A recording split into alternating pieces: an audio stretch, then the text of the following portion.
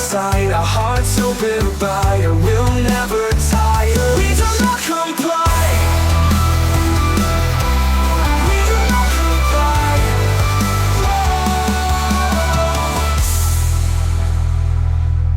Good. Good. Let's go. Ready to go? Let's go. Yes. do I'm excited to be here with Jamie. Ladies and gentlemen, we are back for another episode of What a Week podcast. So today we are joined by fan of the show, past guest, Jamie Walsh. Yes, sir. What's Thanks. up, buddy? Glad to be here. Do you go by Ben or Benny or? You know, that's a good question. How about- Formally, Ben.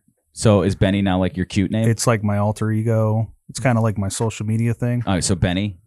There you go. We'll go Benny just so let's do the social let's media start, knows. Let's start there. Because social media is real. Social media is real. Depends Yeah. on how close we get tonight. So- maybe it could be Ben by the end of the night. And then Jamie's brother is here who does not want to be on camera. So if you hear coughing and drinking, that's him. All about the So- Benjamins. We haven't talked in a while, and I think the last time we talked, I don't even think it was a twinkle in your eye to run for state rep. Is that because you turned me on to like Couth and Citizens Advisory, but it was never. Yeah, it wasn't on my radar at that time. The last time I was on this Yeah. podcast, it was not on my radar at that time. And, So what happened? So what happened, Jamie? I gave my opponent at the time, who was my state representative, I gave him the opportunity to help us stop Couth. Now, for those who don't know, it's the Couth mental health that was in the schools, kind of subverting parents and the schools to sort of propagandize and manipulate children. Yes. And when he would not help get it out, this is after multiple emails from parents to all of our elected people in our area. And everybody was just turning a blind eye to it. Like, we're crazy. This program's not bad. And then wouldn't you know it, I want to say it was March of 2024. So literally prime election season, the United Kingdom puts Couth under investigation for forcing kids into transgenderism. Yeah. And they're still under investigation in the UK, but the program's alive and well in Pennsylvania. Isn't that crazy? Yeah.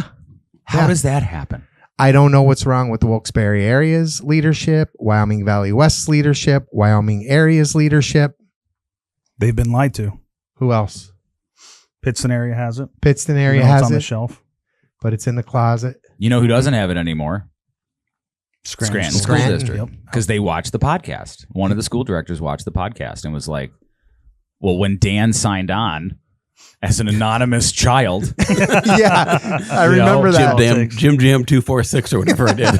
And I didn't know he was doing it. We were just talking about it. And Dan's like, oh, yeah, I'm in, guys. I'm talking to people. And I'm like, holy shit. There's no verification. Yeah, you're not allowed near a playground. Why are you over here? I am.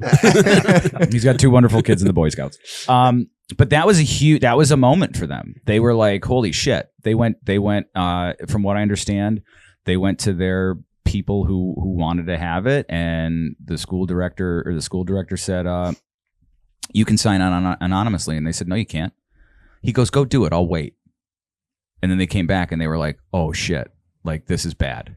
This is very, very bad. Somebody that actually opened their eyes, right? That's Yeah. the problem with these school districts. They're not even interested in hearing about it. Right. But you know what? I think school districts are starting to be more aware. I mean, I could tell you at my kid's school, anything that comes to the school anymore is vetted deeply since Couth. And since the ESSER grant, the ESSER grants was the start of it all, when they were bringing, critical race theory into the schools and safe spaces and this and that and the other thing. It's just out of control. It is not meant.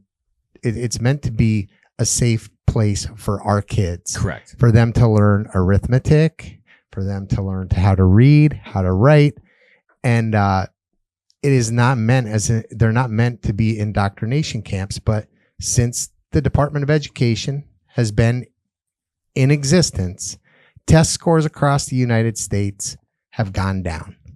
Yeah, plummeted. So Since 1972, and that's a big reason that the Trump administration, the Trump candidate right now is saying to abolish the Department of Education.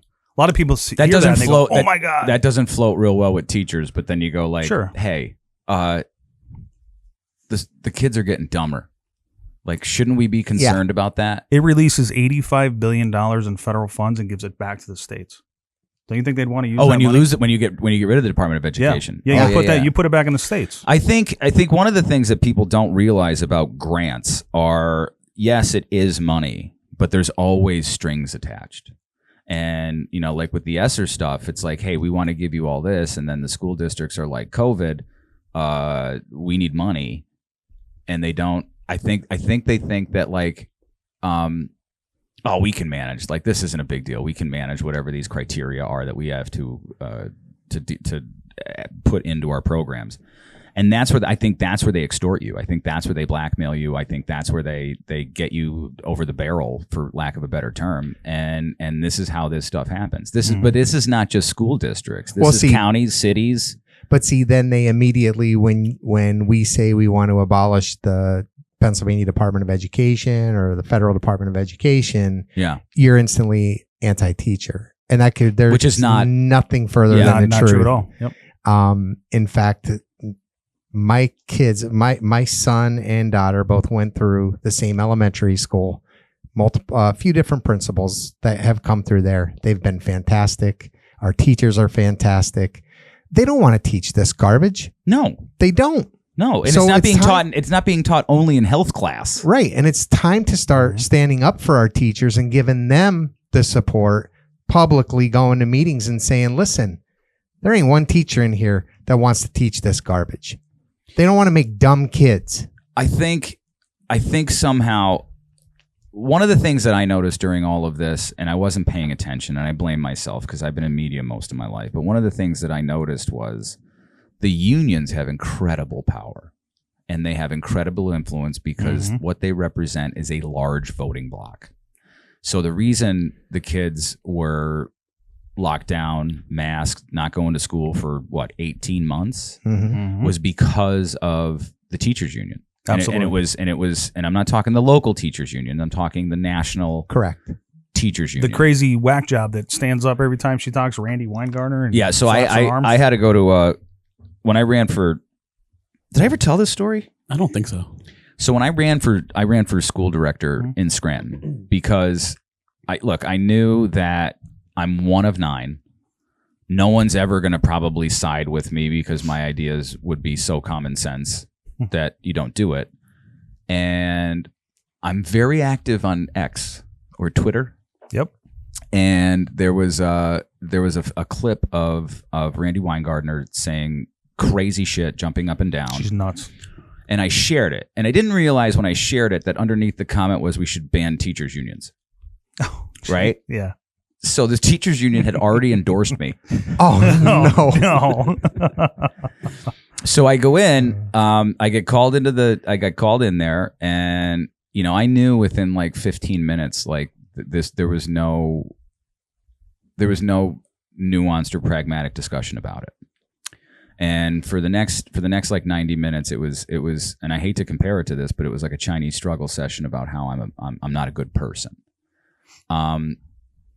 because of what I believe through X. And I said, look, I'm like a 93 Democrat. Like, I used to watch Unsolved Mysteries. Like, this is in my DNA, like, just to question things. And sure. For all of us to blindly go along, I think is a terrible mistake. She's like, and they're like, well, you're against unions. I said, no, I'm not against unions. I think local unions are wonderful. But when the national union starts telling the local union what to do, I have a real problem with that, because you're now extorting your members so that they can extort the taxpayers of the city, so that they can get the things that you want, using you as a proxy. And I said, that goes for any national union. It's not just strictly the teachers. I think it's broken. And they didn't like that. Nevertheless, look, all of them are good people. They just think differently than I do. Can I give you a crazy analogy here? Love it. Like, this is going to go way off. Good. And I have the debates on my mind from last night still, so I'm still absorbing all that. Fundamentally. Yes. But when you think of everything you just said, and we heard it last night when it came to a lot of policies that J.D. Vance and Tim Walz were discussing, federalism for me is the right way to do things. So when that abortion topic came up, and I clearly am not getting into that tonight, but what Donald Trump... Why? It seems like such a softball issue. Yeah. When you talk about putting the power back to the states, like you just said, the teachers union is Brandy Weingarner's from New York City. Yeah. Do you think she's going to know what somebody in Louisiana needs? No. Do you think she's going to know what a local school district in Louisiana cares about? No. Absolutely not. So you take that same... She might think she knows. Yeah, she thinks she does when she's flapping her arms. Yeah. But you take that same federalism approach, and that's why I think the Department of Education should be disbanded, and you give the power back to the states, and the teachers union is not looking out for individual states because they're, again, nationalized like a federal department. Right. So you can't compare the California world to the Oklahoma world. No, it's two different worlds. That's why there's 50 states. Yeah, so your point's spot on that you can't take the teachers union collectively as the national level because they're not looking out for everybody in their geographical areas. Then it becomes agendas. Yeah. Then it becomes what the person at the Right. the people at the top believe should be done, and that's bureaucracy. Well, it's also authoritarian. Sure. Like to not have the local parents have a choice in that. You know, because one of the other scary things is that how many parents have no idea what their school board's doing. Oh God, 99%. Yeah, so many. They have no idea, clue. and no one empowers them to say, "Hey, you have a voice. You should go use that." The only time they come out is when there's going to be a vote on a new head football coach or a new wrestling coach. Seriously, that's a shame. Like seriously, it's serious. That is serious. I mean, listen, you have your handful of parents that are there at every meeting. Yeah, they're absorbing. Very few speak up because they're afraid to, they're afraid their kid isn't going to get playing time. They're afraid that their kid's not going to get good grades or whatever. I mean, we got to stand up for our kids because go along to get along, right? That's Path our of job. least resistance is so. We've seen it for 3 years. Yeah, it's incredible. We get texts. I get texts all the time. That's messed up. I can't believe they're doing that. Why don't you bring your ass to the next school board meeting? Oh, well, I got soccer practice that night. Yeah. We're going for pizza, Sabatini's. I can't make it. I think what happened over the last 4 years is that they counted on fear.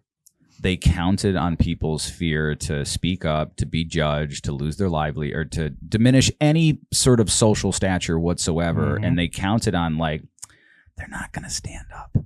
Absolutely. So we can push them. Right. And then people like you and you said, whatever commitments I have, I'm getting rid of them because this is the commitment. So we didn't start walking into the woods with, how do I say this? Like, we didn't walk in there and slowly start taking bullets. We literally walked a foot into the battle and bullets were flying, which shows you exactly what you're saying. It was so quiet for so long that as soon as a tiny bit of resistance came, bullets were flying. They have no idea. Metaphorically speaking, of course. The night at the Pittston school board meeting, craziness was crazy. Yeah. They had extra guards there and all this stuff. Newspaper was set up waiting asking for us. for our IDs. Now, keep in mind that was the first night I met you. I think it wasn't. How could you? I thought we were close. I'm wearing your hat. I thought that was the first. Well, it was one of the first times we met. It was one of the first times we met. October at the Lake. Their first gay fight. Oh, yeah. This is adorable. Yeah. We made eye contact that night. How could you forget about that? But I told you about your hair. I said how nice your hair looked. He's out there fighting about his ID, and I'm like, what is this guy doing? Like, yeah. And he's like, you don't have a right to take my ID. Well, I didn't know that at the time. Yeah. So I'm just following his lead. Well, we end up in the room. And 10 adults, the 9 school board members and the superintendent and the solicitor, 11 adults, we packed that room with so many people. They literally adjourned or recessed immediately and scampered into the back room because we were there to tell them to get the masks off our kids. Yeah. That's what this was all about. And they didn't even want to have a discussion about it. Oh, even better, because they knew they were wrong. Yeah, even better though. So I won't get into the lawsuit, but there was a lawsuit that came after that, and I got to see some of the testimony and the depositions of some of these school board members. You would have thought that they just got deployed to Iraq.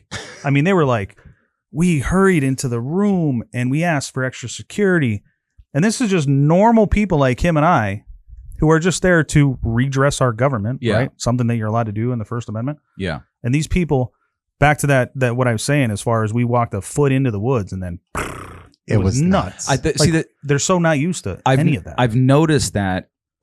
I think everyone has spent decades of not getting criticized. Correct. Every elected official has spent decades without getting You're criticized. spot on, Marky. And then the moment you criticize it, what happens is their reaction is like, which is very strange. Mm-hmm. Oh, they're going to harm me. They think that there's a physical harm Right. at the end of the criticism. Mm-hmm. And I think that there's nothing further from the truth about I've never that. been in trouble in my entire life for any kind of violence. Yeah. Ever. Never been. Cops called, fighting, arrest, nothing. You know, But I've yet been on they this think, earth for but they think that both of you are a danger I've been to here their for health and 41 years safety. on this earth, and somehow now all of a sudden I'm a threat. Why? Because I'm talking to you and asking you questions? I that's the thing that I don't understand, because a lot of these elected officials that, you know, I know personally, some of them are Democrats, and you know, you say to them, you're like, just go talk to them. You know what I mean? Like, don't do it at the meeting. Just go talk to them. Yeah. Hear what they have to say. No buzzer. No.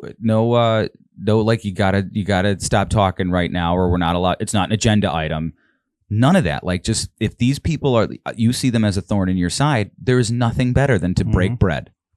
Okay, I don't understand what you're talking about. Explain it to me as best as you can. I might not agree with you, but I'd like to hear where you're coming from to understand.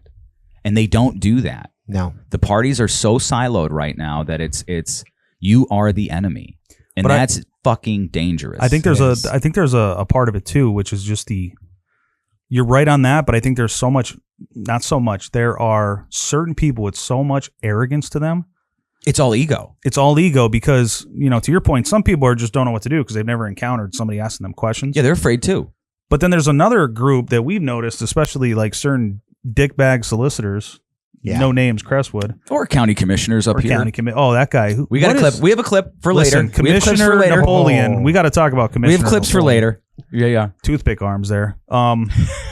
Grab me by my strong arm. Seriously, he's a clown. But they just, I mean, the arrogance that we saw right off the bat too when we started going to these school board meetings was also very. They look at you guys eye-opening. as lesser. 100%. They look at you guys as beneath. Yep. It So, was crazy. shocking to me. Yeah. So we replaced them all at Lake Lehman. Yeah, I know you did. Yeah. Did you hear that, Dad? No, what happened? He replaced the whole school board. Well, there's still a couple. Well, you got a majority now, right? Yeah, but there's still a couple left because their election cycle isn't up yet. And that's the game plan, and we're going to replicate the game plan, but we're doing a little bit at a time. Was this the impetus for Citizens Advisory?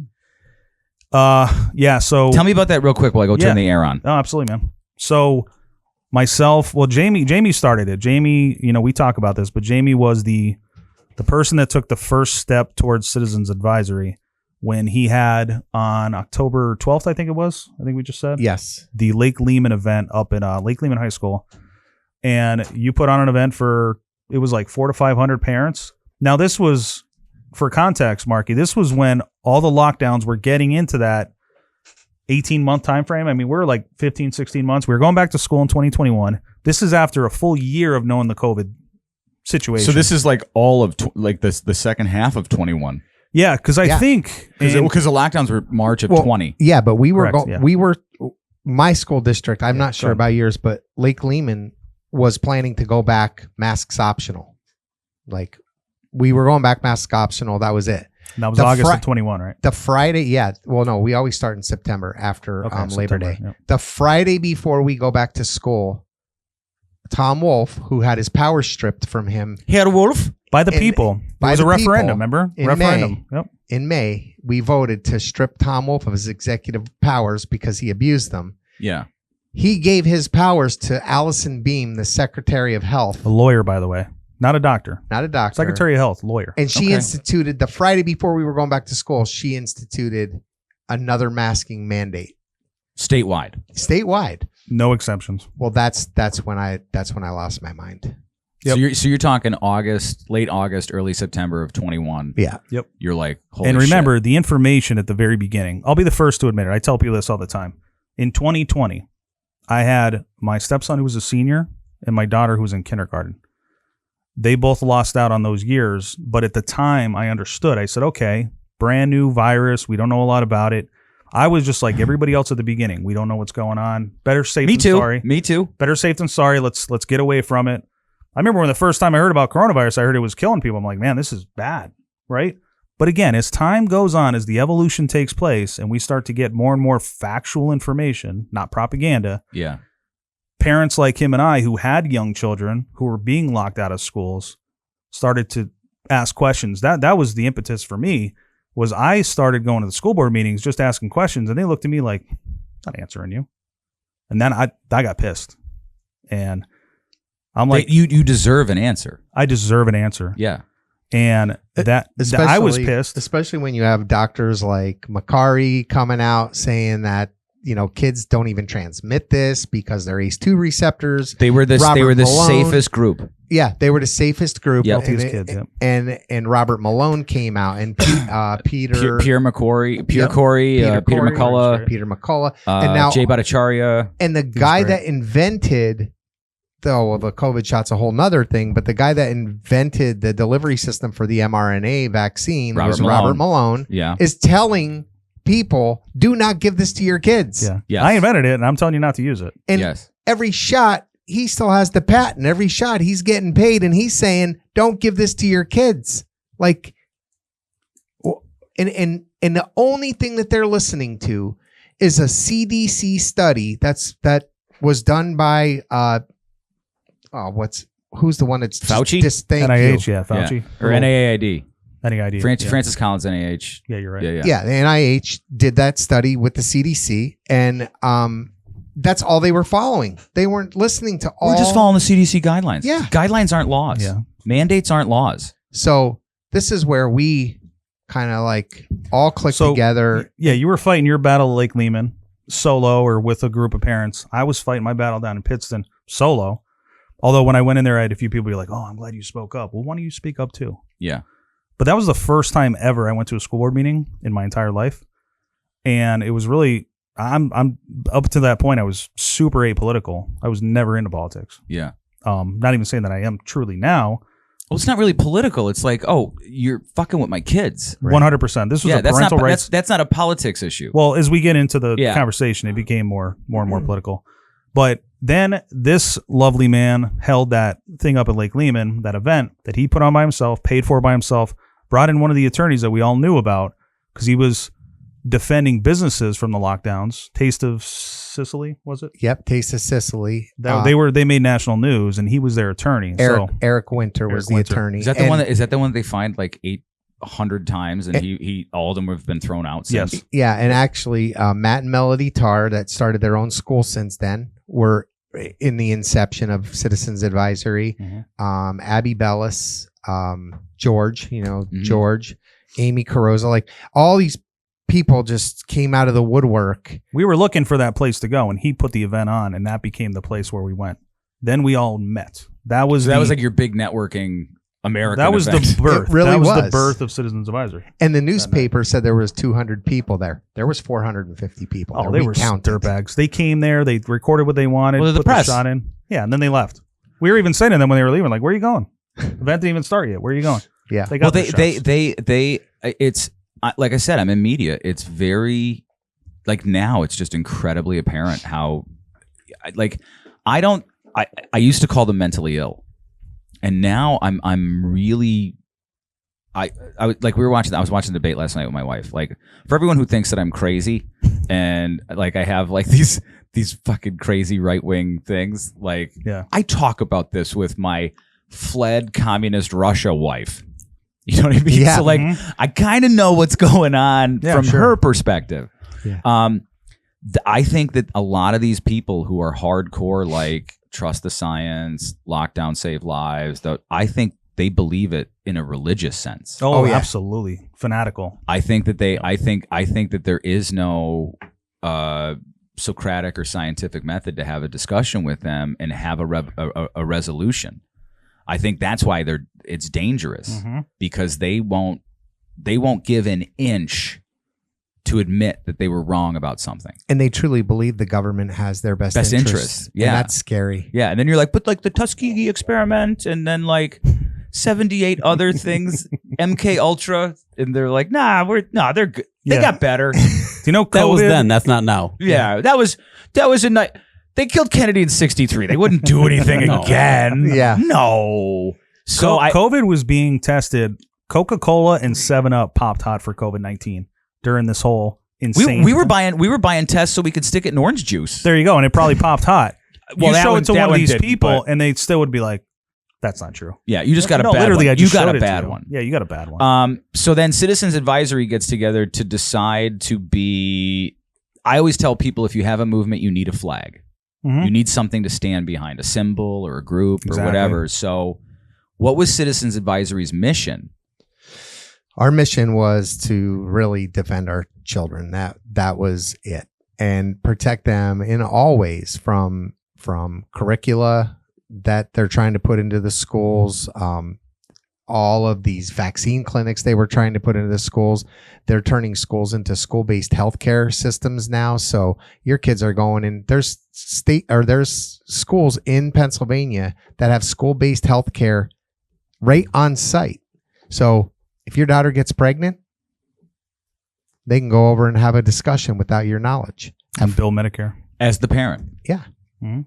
Yeah, without the parent. So these things, remember you said decades of this happening? Mm-hmm. This was all being laid out over the last few decades. Nobody saw it. Nobody was paying attention. Well, the ones that did see it, went to trial and had a $3 billion judgment against them. People like Alex Jones. Yep. He was right. He's been right about. There's been a lot of people who were right about this stuff, and we just disregarded them as kooks or quacks or lunatics. Yep. You're like, no, this isn't possible because it's too dark. It's very dark for people to. They can't even think that far. Yes. Because they don't want to think about it. It's scary. But you can either sit back and just watch it develop and watch it happen. But once you know and you don't do something about it, you're as guilty as the next person, in my opinion. The alternative is terrible. Yeah. And you can't do that. Yeah. And I hate to even use this analogy because it's my time in the service was so black people are too is so near and dear to my heart. I mean, it's part of my core is my Marine Corps time. But after 9/11, when I sat there, I came home that day. I graduated June 2001 from high school. So September, I was there with my father. We went down, I opened my first bank account down in Wilkes-Barre. Right by the mall, that old bank that was there. Got back home, and I watched as the second tower got hit. And I'll never forget, I grew up military. I watched that whole thing live too, man. Yeah. My grandparents were both Navy. My parents were both Air Force. My brother was a Marine. I became a Marine. Like, my whole family lineage is military. So I kind of knew I was going to go into it, but after 9/11, that was it. I was like, I'm in. And I had a conviction in my heart that said, I'm going to get revenge, and I'm going to go put on a uniform and go overseas and fight for my country. I didn't feel that sense again until Citizens Advisory. Because really, like a sense of duty. A sense of duty. Protect your country. I look at my daughter. I look at these young children. I say, they can't protect themselves. Who's going to do it? It has to be us. And we collectively formed a group and said, let's go. So you were the tip of the spear for Citizens Advisory? I was. That's why he was the first president. He didn't want to be. We said, no, you are. You're the president. I was in his backyard when he did it. The first meeting, there were 18 people. Yep. No one Is that you, God? Hello? So, what was the goal from there? It was to educate people and motivate them and to give them support? Yeah, because I don't think anybody knew. I mean, I didn't know. I never went to a school board meeting either, except if there was a new football coach getting, you see what I mean? Yeah. Like, and I don't think anybody realized that our constitutional rights are just being stripped away. And they're being, I mean, look at what John Kerry just said. The First Amendment is making things really difficult. Really difficult for us. Block. Yeah. I asked you if you wanted a mic. I know he does. He's getting into it. Yeah. Text it. The First Amendment is a block. Yeah. To what they want to do. To what they want to do. This is madness. You heard it last night on the debate too, Tim Waltz. Yeah. You can't yell fire in a movie theater. Nobody's talking about that. Actually, you can. Yeah, that was overturned in 1969. You can yell fire in a crowded movie theater. Fair point, but nobody's even bringing that up. We're talking about like saying children shouldn't have masks on. Yeah. No. He goes, no, what did he say? He said hate speech and misinformation. That's what he said. Who defines misinformation? That's the problem. Who defines hate? There you go. You can't use subjective terms. You can't do it. It's like what does Robert Kennedy say? Or I think Elon said this. It protects the speech that you hate. Yeah. Yeah. Absolutely. That's the whole point of it. That's the whole point of it. Because there's no moving forward unless somebody says something dissenting, and our the whole founding crowd fathers goes like, "Oh, I never thought about it that way." Think of how smart our founding fathers were too, with the separation of government, all that stuff. They knew if somebody got too much power, they would ruin this whole thing. It would become authoritarian That's or why the First totalitarian. Amendment is absolute. To speak truth to power. There you go. And I find it really interesting that one side does not want that. The other side does. Makes you open your eyes a little. That, that's really frightening. And they're the ones in charge. Mm-hmm. That's what we noticed. And they've figured out, because they've been trying to take our Second Amendment forever. Okay. They use every tool they can to take our Second Amendment, and they realize that's not going to happen without a fight. So how can they take our Second Amendment? They figured out they got to take our First Amendment away first. Correct. And once they take the First Amendment away, everything's gone. Everything's gone. Everything is dependent upon the First Amendment. Correct. Every other right that you have is dependent upon the First Amendment. That's why it's the most sacred. Mm-hmm. Yes. And the crazy thing is like when you hear people like John Kerry, who is his face plastic, by the way? Is that he, real skin? He looks like plastic, he was Mr. Potato Head, kind of. He looks like he could have been an alien in V, but what do I know? These people they're extinctionists. They're not humanists. No. They want to kill people. Do you think they're lizards? The lizard people? Yeah, That's a different podcast. That's a different show. Come back next time. Got it. Once we were trying to probe that stuff with Sam Faddis, and he was kind of like on the fence with us. Yeah. They think we did a whole podcast that basically no one ever saw. Him and I got stoned one night, and I'm like, let's debunk this climate change shit. Hey, what? You said Sam Faddis.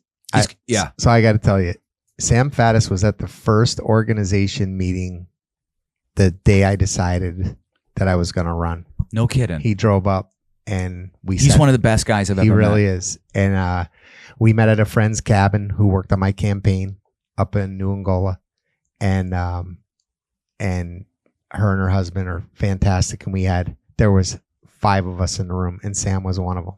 He's a good really dude. Good dude. Yeah. Yep. So sorry. I'm hoping to get him on.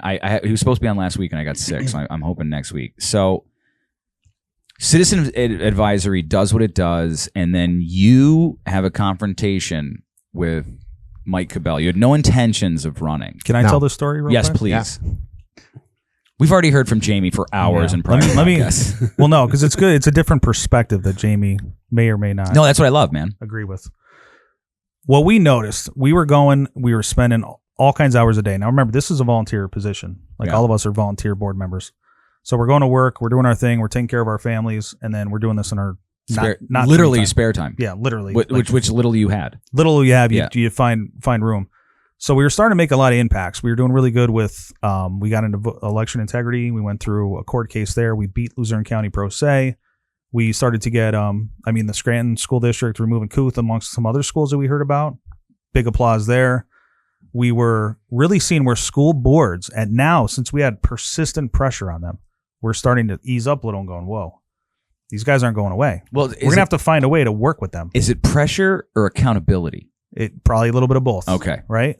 So I think what Jamie had an epiphany on one day, sitting there, he probably just said to himself, we kept talking about this. We say this all the time in our meetings. There's 2 ways to make change. You can either get new leaders, elect new people, and get the corrupt ones out of there, or you can file lawsuits, take them to court, and win via the judicial system. Those are the only 2 ways to win. If you want to protect your kids, that's the only 2 things you could do. You could show up with 100 people to a school board meeting, and they could literally just walk out and not care. Yeah. That doesn't move the needle as much as people might think it does. So I think between all the wins, between always consistently saying there's 2 ways to win, I think Jamie said, I have a bigger way I can make an impact than Citizens Advisory, as good as the organization is. I think he saw holistically after a while, there is a bigger way for me to make an impact, and that's to run for office. Was that a moment, or was that like something that was like, because if I understand you correctly, it was a conversation in your head that you kept trying to talk yourself out of. It was. Yeah. It was because, I have a small business. I have a very good life. I have my family. I spent years on the road in a previous job. I was traveling all over the country, all over the world at times, working for a medical equipment company, and I didn't want to be away from home again. I didn't want to, my son's a senior now and my daughter's in fifth grade. Daughter, yeah. Like, I didn't want to be away again. But at the same token, I can't, I'm just as guilty if I don't stand up and try to do something. And so it probably was what Ben's saying over time. It built on me and built on me and built on me. But when I went to that Whitehaven meeting, the straw that broke the camel's back. Yep. And I called out Dave Argel, Senator Dave Argel, and I called out Mike Cabell and said, why aren't you guys doing this, stopping this program? And Dave Argel acted like he had never heard of the program before, which really pissed me off because Ed Brunn was just at a meeting a month ago questioning him about it. And Amy Carrozza was there, and she was sitting in the back of the room, and she goes, I have all the evidence of what Jamie's talking about right here. Mike Cabell looks at her and says, I'd like to see that. Can you stay after? She waited in the back of the room for him for 15 minutes. He stood up front with people, just talking to them, and then left. Walked out the back door. Of course he did. And I said, that's it. I'm going for it. So. And you were, so at that moment, you can't, Citizens Advisory now can't be a part of your life. You have to I had to resign. Remove yourself from that. I had to resign in November. Right? It was in November, October. The very end of, a year ago this month. It was the very end of October. And then I announced my candidacy in November. I'm big on the compliance stuff. I'm kind of a nerd with that, and I have to deal with that in another life too. Uh-huh. So, I looked it up for Jamie. We kind of went through the rules and the do's and don'ts. So we followed it to a T. He had to resign. We're a 501c3, so we're nonpartisan. So we couldn't even, we could on our personal time. Yeah, but not as an organization. Not as an organization. Yeah. And I'm sure that was tough for him. It was tough for us because we can't support him legally. Yeah. So publicly you can't. Publicly, yeah. Right. So, we as people, we're just like, let's go Jamie Walsh, And then you're running for office. What was something that happened early on that was very peculiar to you that maybe you never expected to happen at some restaurant? Oh. So you decide to run, right? Yeah. And literally it's basically Sisyphus. Like you told me this, that 99% of incumbents win their elections. Yes. So you knew you were up against. No.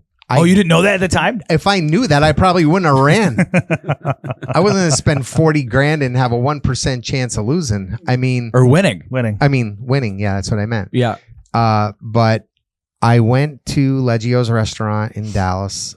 I had a meeting scheduled with Mike Cabell and his campaign manager. Now, what was the reason for that meeting? What I thought the meeting was going to be about is, hey, let's find some middle ground on Kuth here. I'm going to help you shut it down. Will you get out of the race? That's what I thought it was going to be about. Yeah. Well, I wasn't leaving the race. Well, real quick though, this was shortly after your candidacy. Yeah, this was the first week of December. So they found out about it. Again, my perspective. They found out about it and they said, Jamie's running. How do we get him out? Yeah.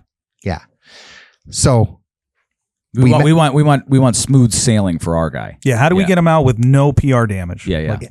So they started out by, saying, we have some other really important races here. And if you run against Mike, then you're going to absorb resources that we could use to get out a Democrat, like Jim Haddock.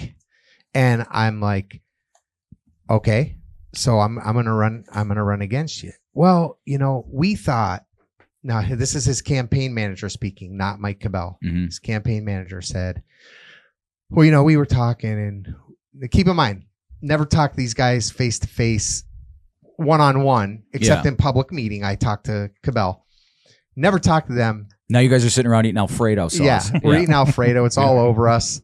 And they're looking at Jamie's hair going, look how nice his hair is. All these pigeons shit on us.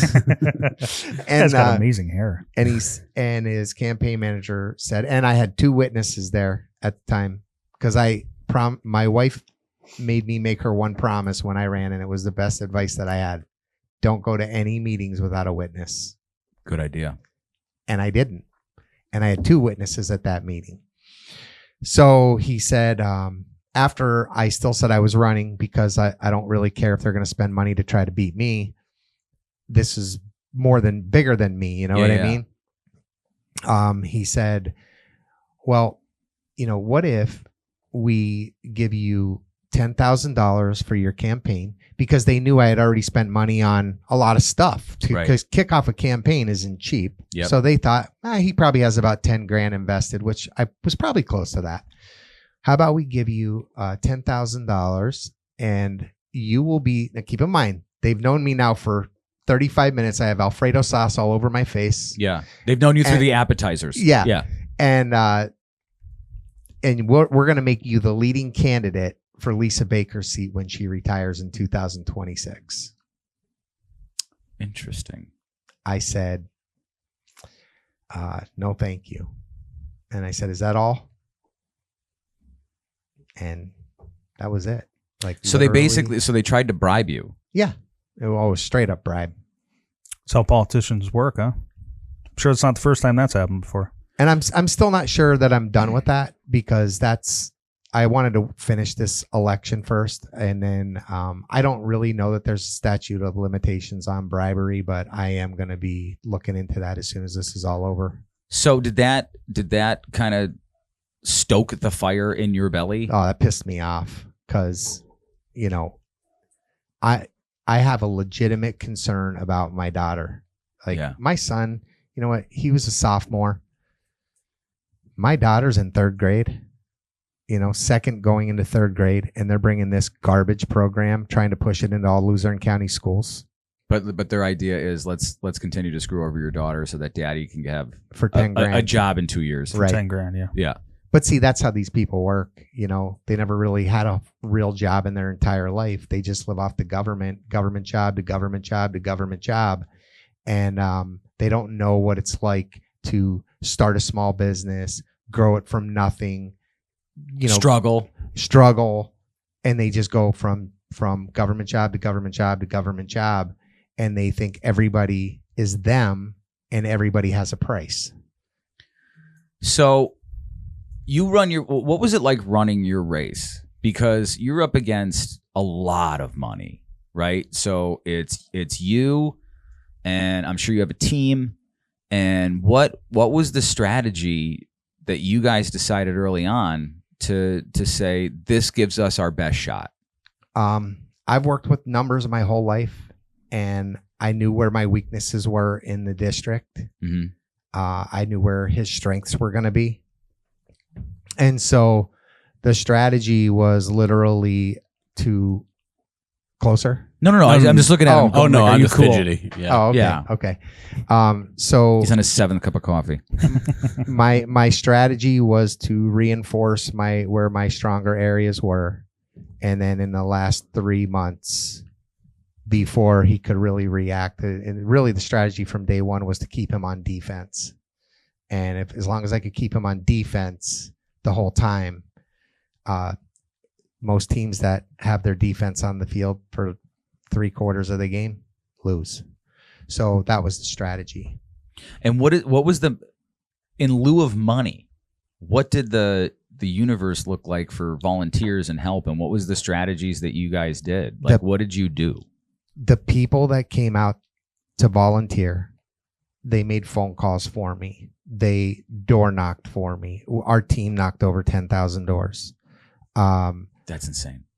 We spent around $40,000, and then we spent more than that in the lawsuit afterwards. But like all the lawsuits back and forth afterwards. But I was outspent 5 to 1.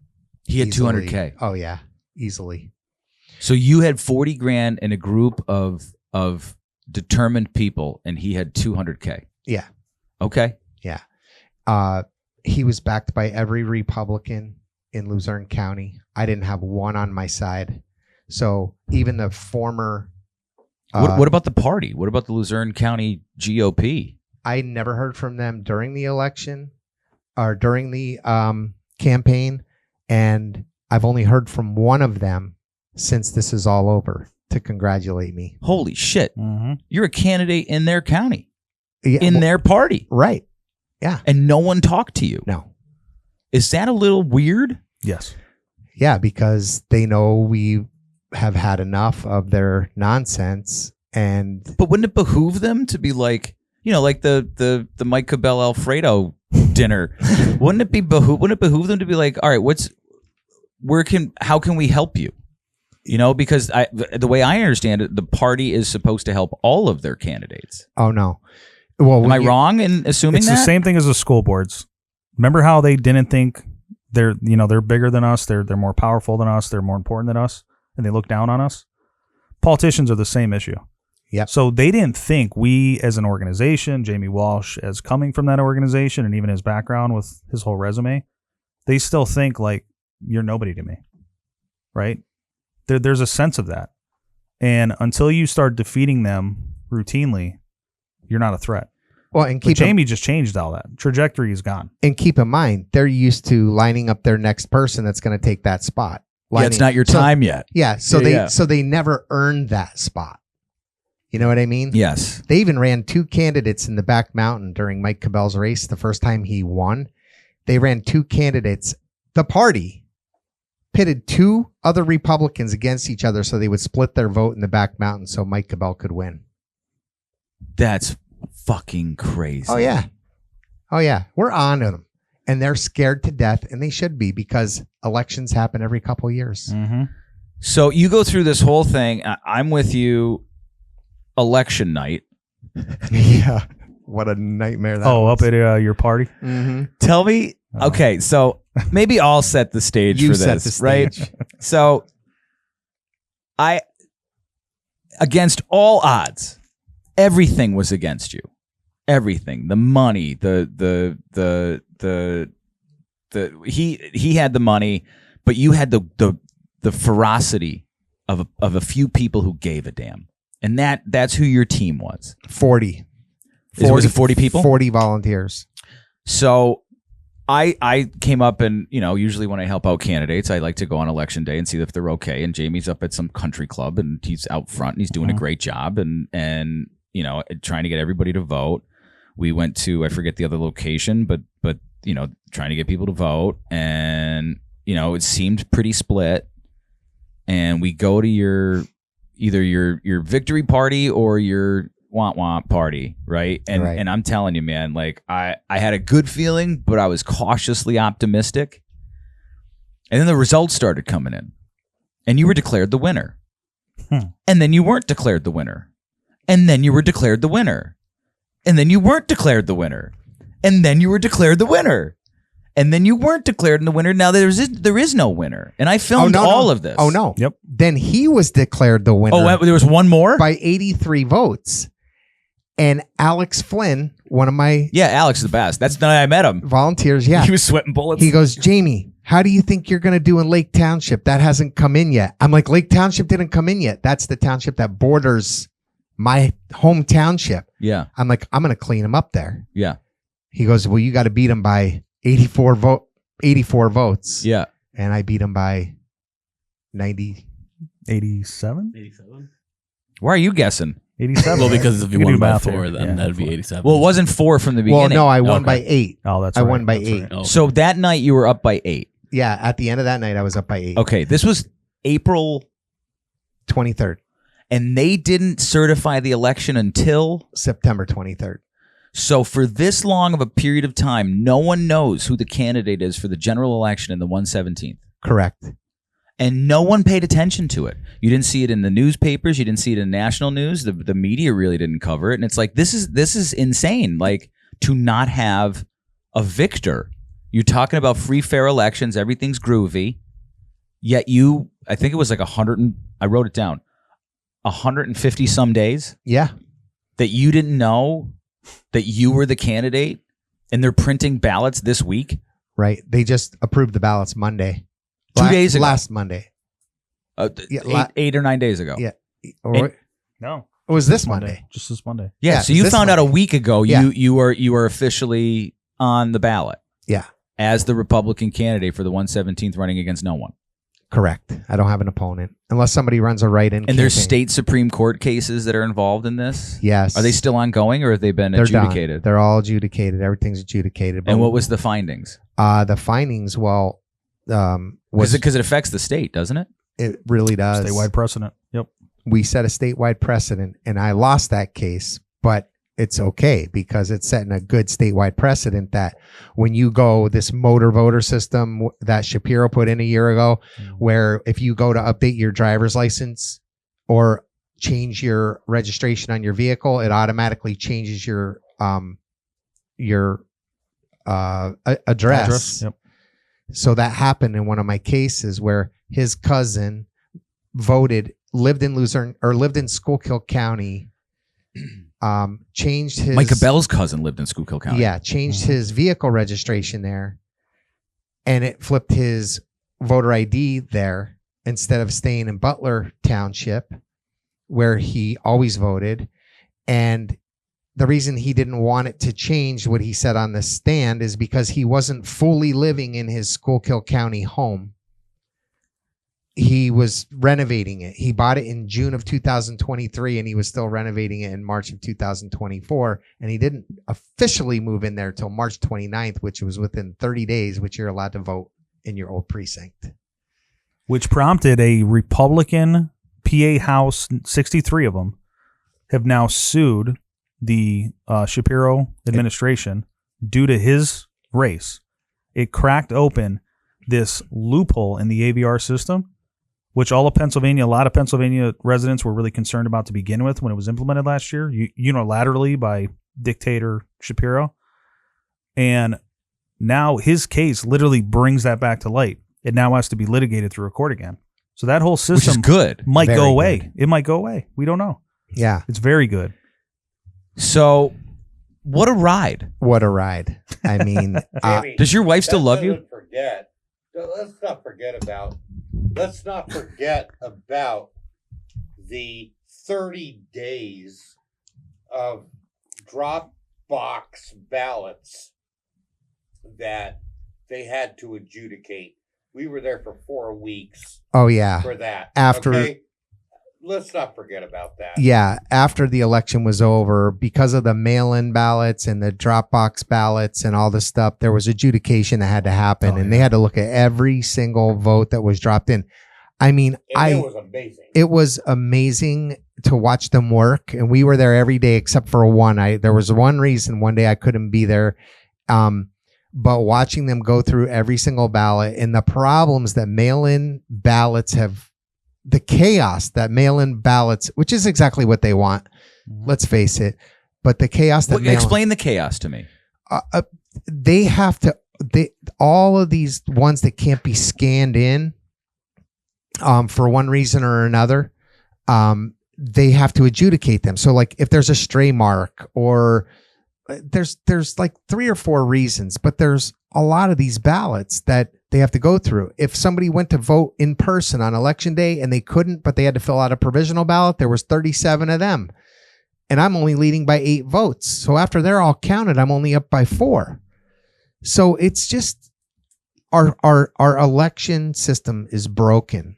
So let me give you some. Yeah, because we're dealing with some of that up here. Let me try and break it down for you. System, So if you the system. If you vote on election day, you go there, you check in, you do your little thing, and you go and vote. If there's a discrepancy, you have the judge of elections and you have all the poll workers there that can help you out.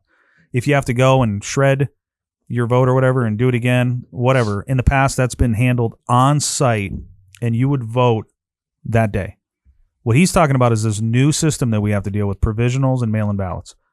If there's a mark on a mail-in ballot or if there's a provisional ballot that doesn't have both signatures on it, the entire board of elections for that county that you live in has to adjudicate that. Precinct by precinct. You're adding so many layers of oversight and this process flow versus what we were used to for hundreds of years, which was just show up, mark in your little things, and scan it in. Now, there are many that would say that the because they have to do that, it's fairer and more accurate. Is that true? Well, it's not. No. It's not fair, and it's not more accurate. A lot of human error you introduce. A lot of human error. What should happen is on election night, instead of all of those ballots going to the Luzerne County Election Bureau, they should be given to each precinct to count. Because a lot of times, that's how elections have always been. They're counted at the precinct and results report them. are reported to the county. Because they know if you walked into Ross Township to vote, and our judge of elections, who's been there for 15 years, you walk in and you say you're Jamie Walsh, you're not Jamie Walsh. Like, they know locally. That's why local elections are so important. Yeah. But they're trying to circumvent that. And then they have everything done at the election bureau, which they're understaffed. It's not, they only have so much money to spend. Behind closed doors. And everything they did, though, was no, I'm talking election night. Yes. Processing the ballots. Yeah, they're brought in and they're behind closed doors. There's not representatives from D's, R's, lawyers? They're supposed to be, but they're not always is. Right. Okay. So we're learning this, and that's why I'll have an actual someone in there for my campaign on election night this time. So they'll be watching everything. So if I said to either one of you, are the mail-in ballots and the drop boxes, are they safe? Should I be concerned about that? What would either one of you say? Drop boxes, absolutely not, and we can talk about that. You got to tell me why, though. Because ballot harvesting. Because I don't think people understand where the fuckery is. Yeah, so ballot harvesting is illegal. There are some states where you can do it for some reason, but it's illegal. And you have to have a... Now, ballot harvesting is I'm going out and getting a whole bunch of ballots. So all of us in this room have a ballot. We give it to you. You go out to the drop box. That's a ballot harvest. That's ballot harvesting. Yeah. You're basically going and collecting ballots off people. You're allowed, in the state of Pennsylvania, you are allowed to be the carrier for one person. So let's say you have someone with a disability that can't get there. You can legally, but you have to have a form that says you're the legal person to do it. You're the agent, authorized agent. The authorized agent. Yep. And you can go take Ben's ballot and drop it in if he has a disability or something like that, or can't get to the poll for one reason or another. So, but we've got them on video. I mean, you got them on video. You got them on video at the Globe building. Yeah. That's the county building. Dumping multiple ballots in there. On multiple occasions. Well, here's the problem, Marky. You don't have a verification process with the Dropbox. There's not somebody there checking. Right? Can you go to a football game and just walk in and watch the football game? No, they're going to check for your ticket. They're not just going to let you in the football game. Why in the world, the most important thing we do, which is voting to get rid of bad politicians, is there somebody not checking to make sure that you are an authorized agent and show me your card before you drop a ballot in the box? So when they can we watch the clip? We can, but I do want to tell you one thing. Yeah. Do you know who mail-in ballots... Do you know why mail-in ballots in Act 77 drop boxes were not in that? Like that was not part of that. So was that the thing that was signed by the Republicans in like November of 2019? Yes. Yep. Okay. So Act 77. Act 77 was. And there's a lot of mysteries about why they signed it, but I think I know why. So because you got what was it, rank voting or not rank voting? It was party voting, so you can't vote like straight R, straight D. No, I think I know why the Republican legislature and the Senate approved it and Wolf signed off on it. I'm all ears, brother. Me too. I haven't heard this. Mail-in ballots protect 100% of the time incumbents. Why do you think I had to start my race in November? Because I had no name recognition. I started my campaign specifically in November, so I had 3 months to catch up with his name recognition. I didn't have the name recognition. So if I get a ballot in the mail and I start let's say I started campaigning in February and people are getting their ballots in the mail at the end of March. At the end of March, you 2 months. I don't have time to get my name recognition. Because your petitions are January, February. Yeah, or February. Yeah. So you don't have time. You're right. It does protect the incumbents. So the incumbents are protected by the mail-in ballots. That's why they passed it. because the name recognition. No one's going to It's start. not a D or an R thing. No, I started running 4 months early just for that reason. And they moved the election up. Think That's about true. it. They're protecting their own. That's why they passed those bills, right? Now they've just protected. Yeah, it's not Republican Democrat. It's No. it's They the just gave monsters, themselves the a machine. safeguard. It's the uniparty. They gave Yeah. themselves a safeguard on it. Yeah, Yep. the uniparty. That's a good point. I never heard that before. But I Oh like yeah, it. Smart. 100%. Yeah, it's all time driven. It's all about name recognition. The first poll that I did, the first question was, do you know Mike Cabell? Do you know Jamie Walsh? His came back at like 52%. I was at 20%. Holy shit! So I had 30% to make up In 3 months. Well, Well, no, because you started in November. because I started in November. We did it. Yes, you did, So- brother. Okay, God. so you guys are dealing with stuff like this down in Luzerne County. You're trying to argue that what the election board is doing is probably unconstitutional and against the law. Can I, Dan? Will you go to? We'll get to the letter later. Can you go to the last? No. Go to the Hey, second one. The Bob second one. Bullis. The second one. Is this The second one. The second tab. There we go. Can we play? Napoleon. We can't play like at full screen, but can we play this for you and you tell me your thoughts on Oh, this? yeah. Sure. Okay, ready? I can't believe this. From your local election headquarters tonight, a visible sign that security measures are being Have you guys seen taken this? in Luzerne County. Stonehenge. Comes in the wake of No, Luzerne I haven't County seen this. Manager's decision not to deploy those ballot drop boxes for the November election, citing safety and security concerns. 2822 News I-Team reporter Andy Mahalchik joins us live in Wilkes-Barre with more on that situation. Andy? Good afternoon, Nick and Candace. These large boulders, and they're rather large, are now placed around the perimeter of Penn Place office building. This is owned by Luzerne County. The Election Bureau office is located on the second floor. And Crocomo, the county manager, Miller Crocomo, says it's all about keeping the public and the staff safe during this election season. Unfortunately, we live in a very dangerous world now, and my job for the election is to produce a fair, free, and safe election. I'm committed to do that. Why is she dressed like Mrs. Claus? And the placement of these boulders around Penn Place is part of that effort. So says Luzerne County Manager Ramilda Crocomo. What's wrong with his voice? The Luzerne County okay? Election Bureau is located always on like the that. second floor of this building. Crocomo had a risk assessment conducted by the Department of Homeland Security. One of the options and recommendations that they gave to us is to fortify the perimeter of Penn Place. And This is instead nuts. of putting up I'm going to hold my comment. something that's really hostile, we've decided just to put boulders in the area that are a little bit more aesthetically pleasing. People might see this and say, are there threats? Were threats made, if you can tell us? Or is there anything I need to know as a citizen? No, there were no threats to me. I do have staff threat. that have been threatened in the past. I have staff in Penn Place that reached out to me and want safety measures. And voters we spoke with say they have no problems with the placement of these boulders near Penn Place. I think it's pretty cool. I think it's pretty cool because we definitely need security here. Stuff's gotten crazy here. Where? In the past few years. She just said nowhere. So I think it's a good measure. I think it's cool. Safety. The way the world's going is good now. Everything's cool.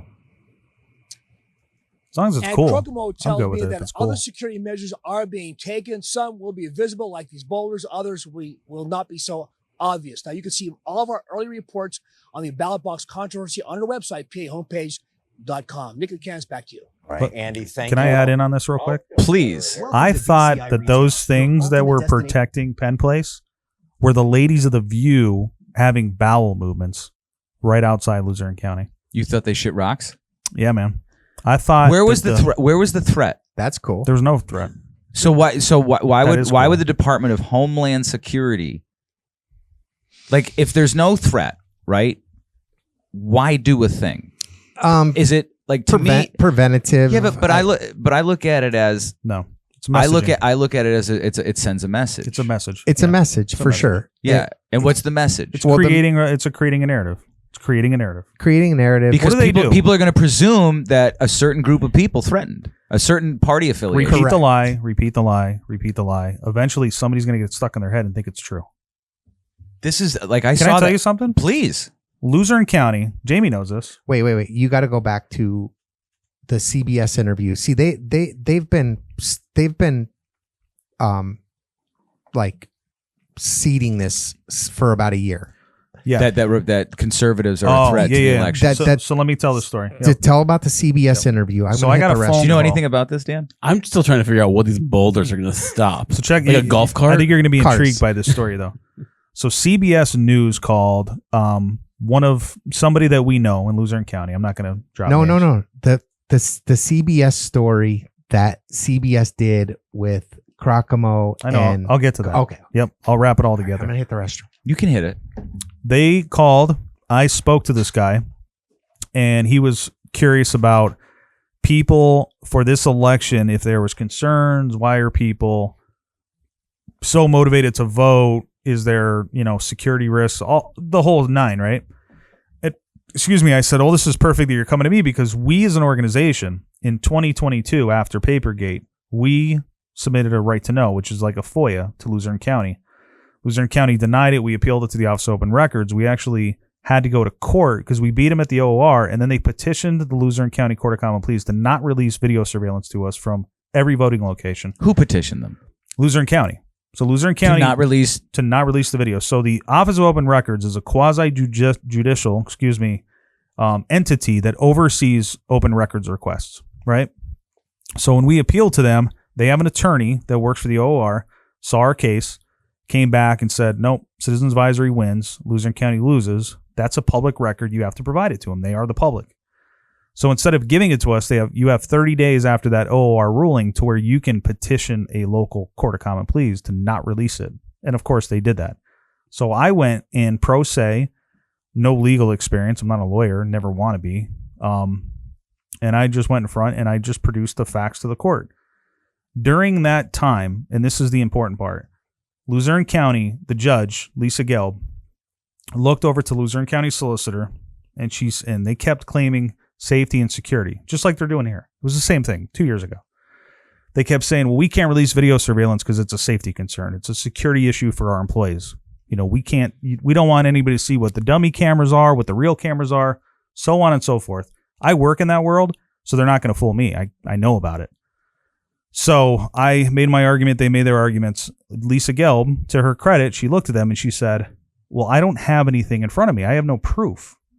You can't. And then the OR ruled that way. They said you cannot claim an exemption based upon speculation or conjecture. It has to be real. Yeah. Like you have to be like, I feel like Marky's going to punch me. Yeah. So I'm really scared. I need a PFA. Yeah. Well, did he text you? Did he? Threaten you? Yeah. Nothing. Did he? Yep. No, nothing. I just feel that way. Doesn't work. Doesn't work in a court of law. So she gave them 10 days. She goes, I'll give you 10 days to come up with actual proof, evidence, that tricky little thing with the E.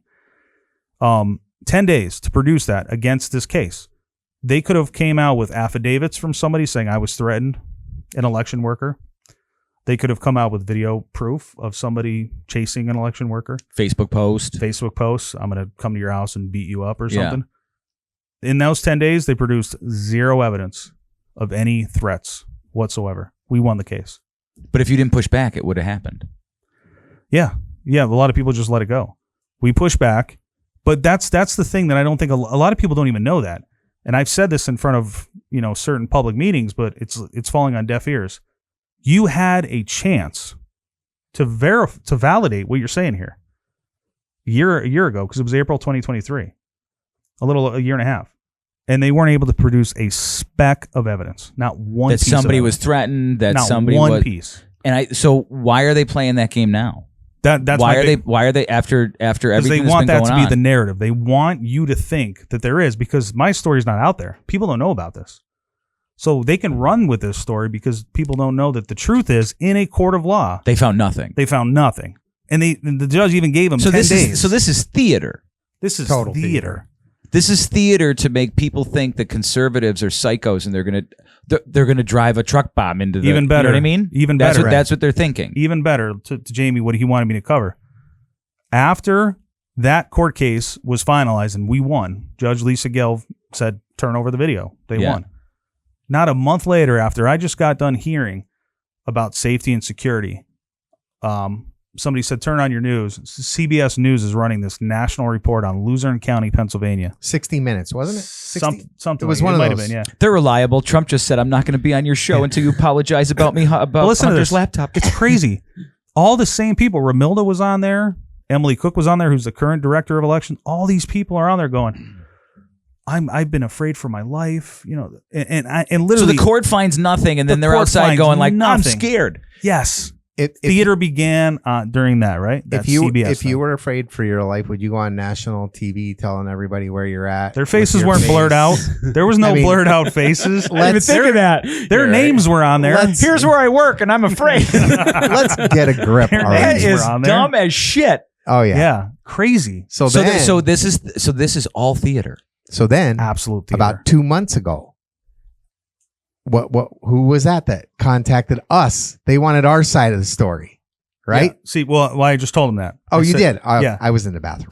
Oh, no, I'm sorry. I didn't. No, you didn't tell me that. I didn't tell you that. Yeah. So then CBS calls us. You're right, Jamie. You're Representative. right, Jamie. Thank you. It's got nice hair. Yeah. They called His hair us. is smarter than you are, Benny. I know. They called us a few months ago, and they said, I was starting with that, and then I branched off and never came back to it. About this whole thing, about this upcoming election. Why are people so motivated? Is there any security issues, this and that? And I was like, funny you say that. So the whole story I just told you, I told to this guy. The reporter. The reporter. This reporter. I said, yeah, check this out. We went to court. We did this. We did that. Well, we don't really want to cover that. We don't want to. We don't want to cover that. I was like, what? What do you want to cover? We just want to, cover like how motivated you are to vote. Your and I'm perspective. Like, that's what he told me on the way phone. off. Yeah, because I gave him his number. I gave him a bunch of people's numbers to call, and he wanted a specific narrative to be met. Yeah, I'm writing a story that has to end. That has to give the perception of this. Yes, it must conform to this. Yes. So we, after doing some due diligence with this guy, we're like, we're off. Well, everybody told him no. Jess Stallnecker, our executive director at the time for Citizens Advisory, was going to meet with them. And we're like, well, why should you meet alone? Let's meet as a group. He would not do it. He would not. He wanted each one of us individually, one-on-one.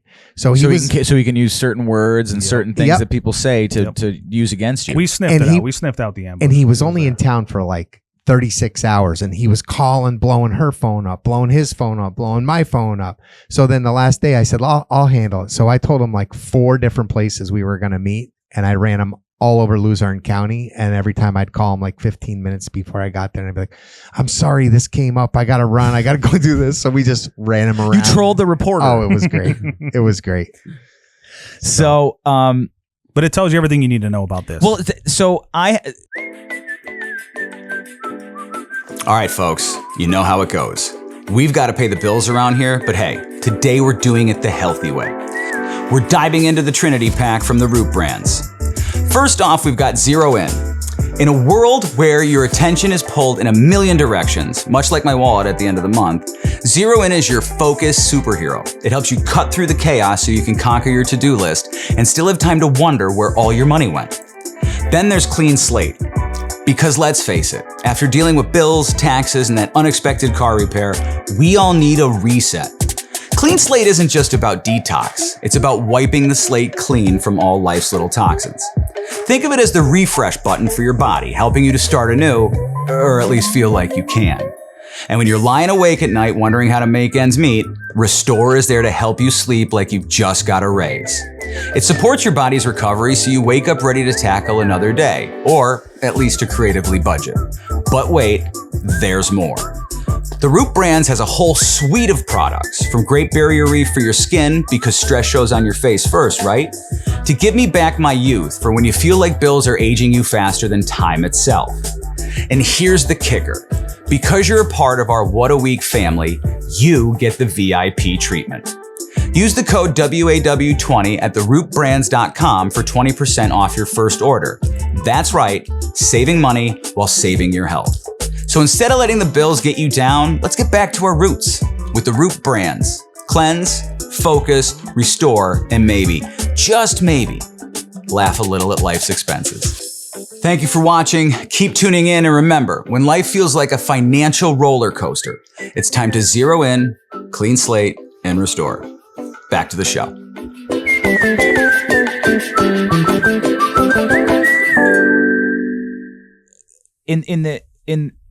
Even in our recent history, there has been people who looked into these mail-in votes and these drop boxes. Specifically, I remember Jimmy Carter. And whatever commission that was, I think it was 2005, they're the most easily manipulated. It's so like, if you were in the military, right? Yep. Let's say you have a base, and let's say you have that one part of the base that is undefended, that is easy to get in. What would you call that? Soft target. Okay. They're the easiest soft targets for fuckery. They right? 100% are. Okay. We all know that. Right. And yet people are arguing, like clamoring to have them there. And people and regular citizens go to these meetings and they voice their concerns. Some of them are a little irate because they've had enough. Mm-hmm. But most of them are pretty fucking respectful. Yeah. And do you want me to play the clip of, let's do today? You want to do today's clip?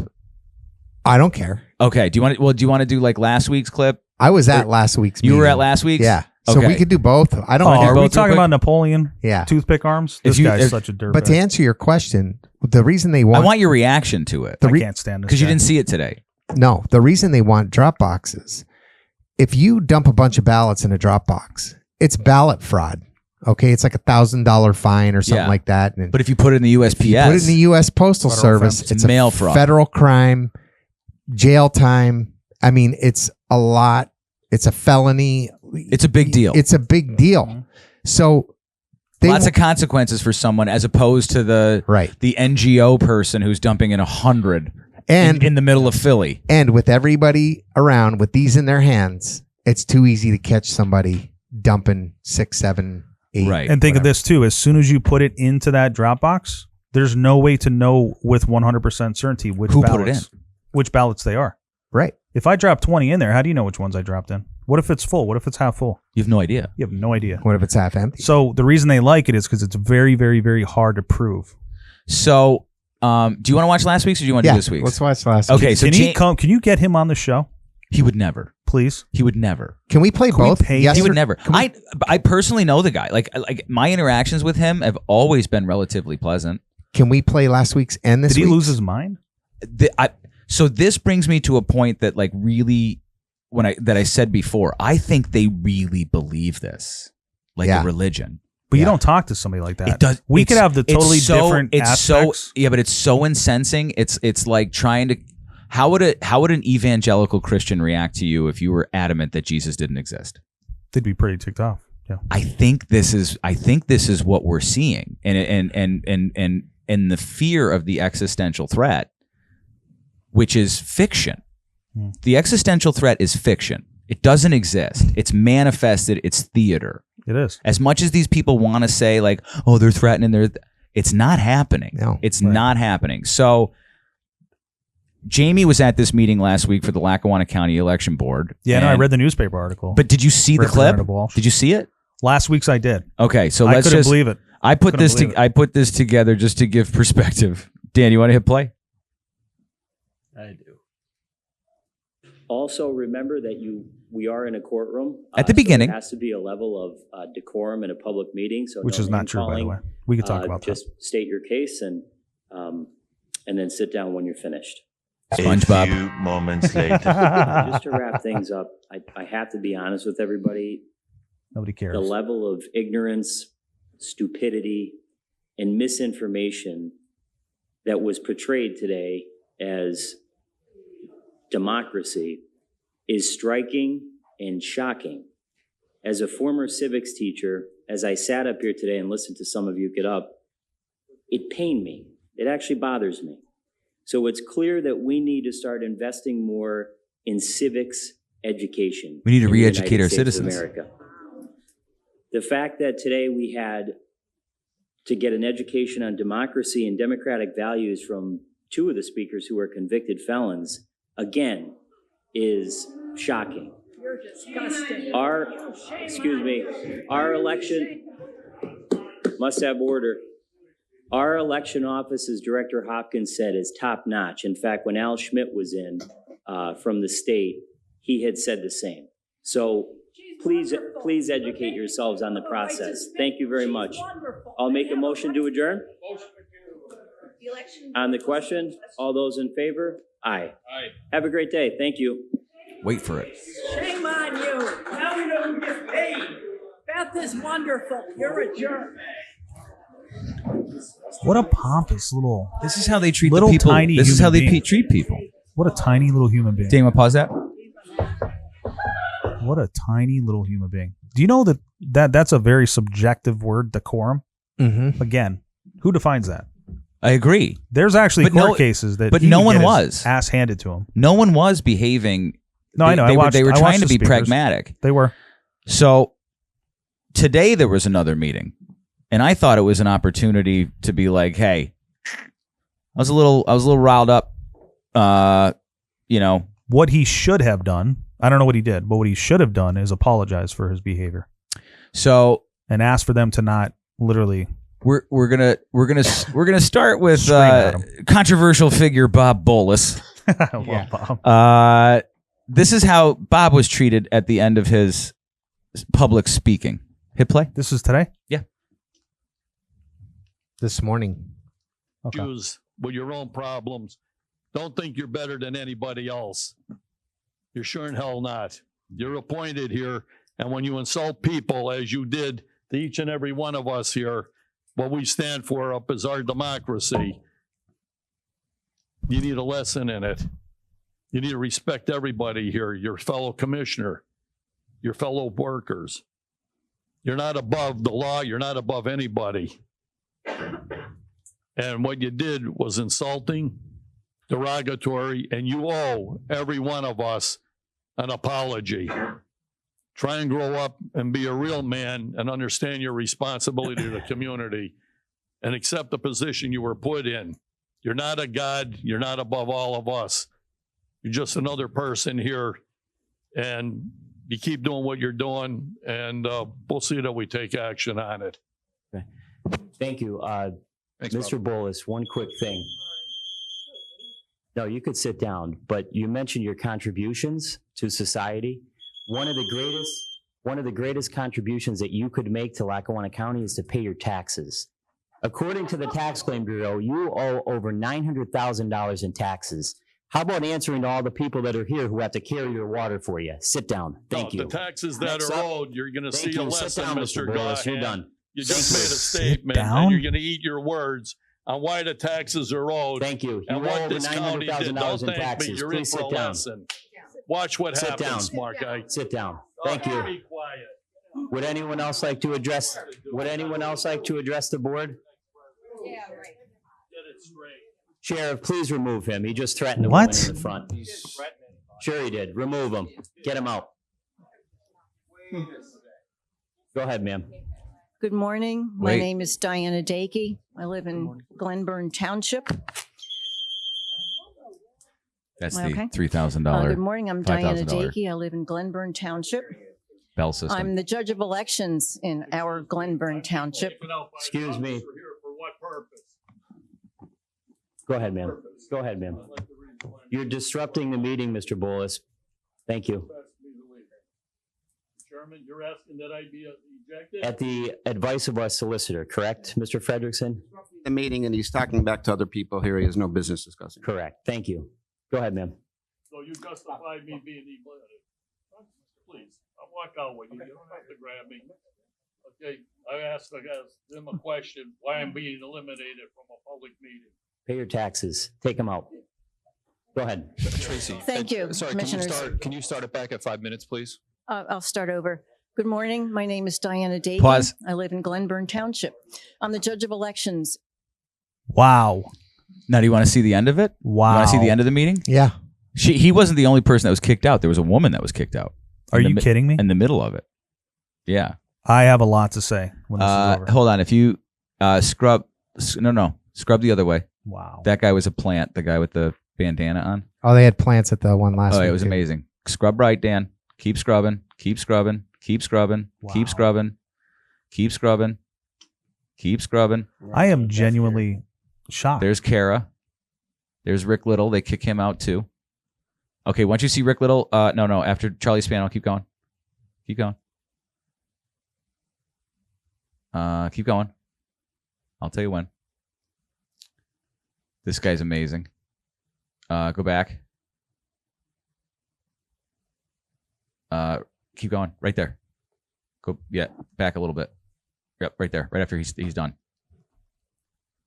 Now hold on. I'm gonna give you a little. I'm gonna give you. She went up. She went up. She spoke very nice. She goes, "I have concerns. This, that, and the other thing."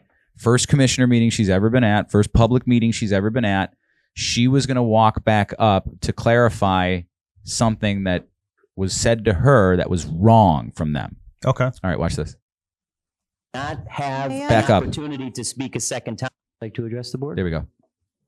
Oh, ma'am, I'm sorry. You already spoke, so you don't get I- a second bite at the apple. Ma'am, please sit down. I do. Ma'am, you do not have May I? an opportunity to speak a second time. I Please was sit fact down. checked and I Please did sit check down. on the polling locations. Ma'am, I'm going to remove you from the meeting. You do not get a second opportunity to address the board. Okay, Sit okay. down or go stand in the back.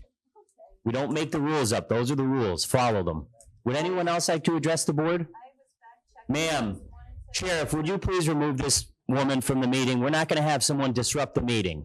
Follow the rules, please. Thank you. Go ahead. All right. Now Hi. pause. Now skip. Now Shermack I need a says. notebook to write down all the Shermack things I says a wanna whole say. bunch of stuff, which I thought was really good, but you got to skip forward. You got to be kidding. He was like right here. No, keep going. You got to see the thumbnail.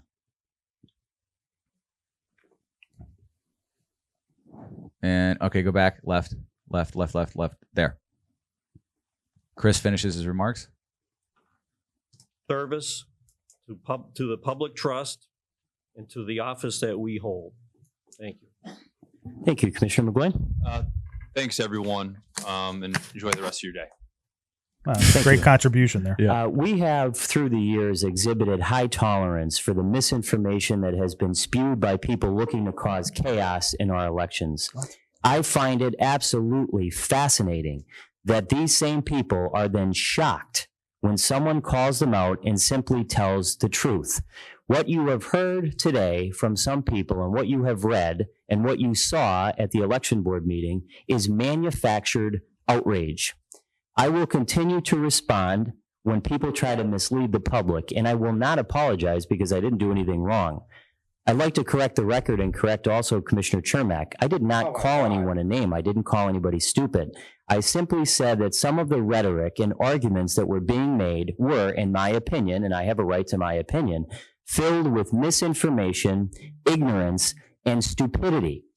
The definition of stupidity, for those of you who have access to a dictionary, is behavior that shows a lack of good sense or judgment. So when people get up at these meetings and they insinuate that people are stuffing the drop boxes with ballots and there might be something going on, it's all a bunch of nonsense. There is zero evidence anywhere in the United States of systemic voter fraud of any kind. Wrong. The wild cries of fraud and potential malfeasance are from people who are dedicated to suppressing voting rights. And I'll remind all of you of a great quote from former President Obama, and I truly mean this. He gave this speech, I believe it was to the graduates of Princeton, and he said, "It's not cool to not know what you're talking about." Mr. Spano got up here today and had all these questions and insinuations. Take a walk down to the second floor, for the love of God, and stop into the Elections Bureau, ask your questions, and they will answer them for you. There's no reason to stand up and insinuate all of these things. It's a very, very clear process that has been employed for decades. And there's many people in our elections office who have been working there for decades. Our elections office is second to none throughout the state of Pennsylvania. The people of Lackawanna County can be assured with 100% confidence that this election, like all other elections, will be carried out in an independent and fair manner like it always has been. The drop boxes are secure. and there is nothing to fear and there is nothing to worry about. I never thought I'd quote a German philosopher, but I want to take a second and quote. Fear the Jews! She said the following: "This constant lying is not aimed at making the people believe a lie, but at ensuring that no one believes anything anymore. A people that can no longer distinguish between truth and lies cannot distinguish between right and wrong. And such a people, deprived of the power to think and judge, is without knowing and willing it, completely subjected to the rule of lies. With such a people, you can do whatever you want. Our election is free and it is fair. And it is unfortunate that some people get up and insinuate that it is not. What I simply said at the election board meeting is the arguments that certain people were making were filled with misinformation, ignorance, and stupidity. That's not name calling. Folks, that's the truth. If you have a question about the election, as I said before, go down and talk to the woman who's been running elections and has worked in that office for years. Her name is Beth Hopkins. I was just down there this morning. She will have an answer to every question that is asked. The rest is all smoke and mirrors. Don't believe it. Don't buy into it. We're going to run the election as we always have in Lackawanna County with the dedicated people that we have in that office. Most of those people they make between $30,000 and $40,000. Do you really think that they're going to put their whole life on the line to swing an election? It's total nonsense. Don't believe it and don't buy it. And the manufactured outrage, people got up here and said, Commissioner Gahn, you call people names. I didn't call anybody a name. I told the truth.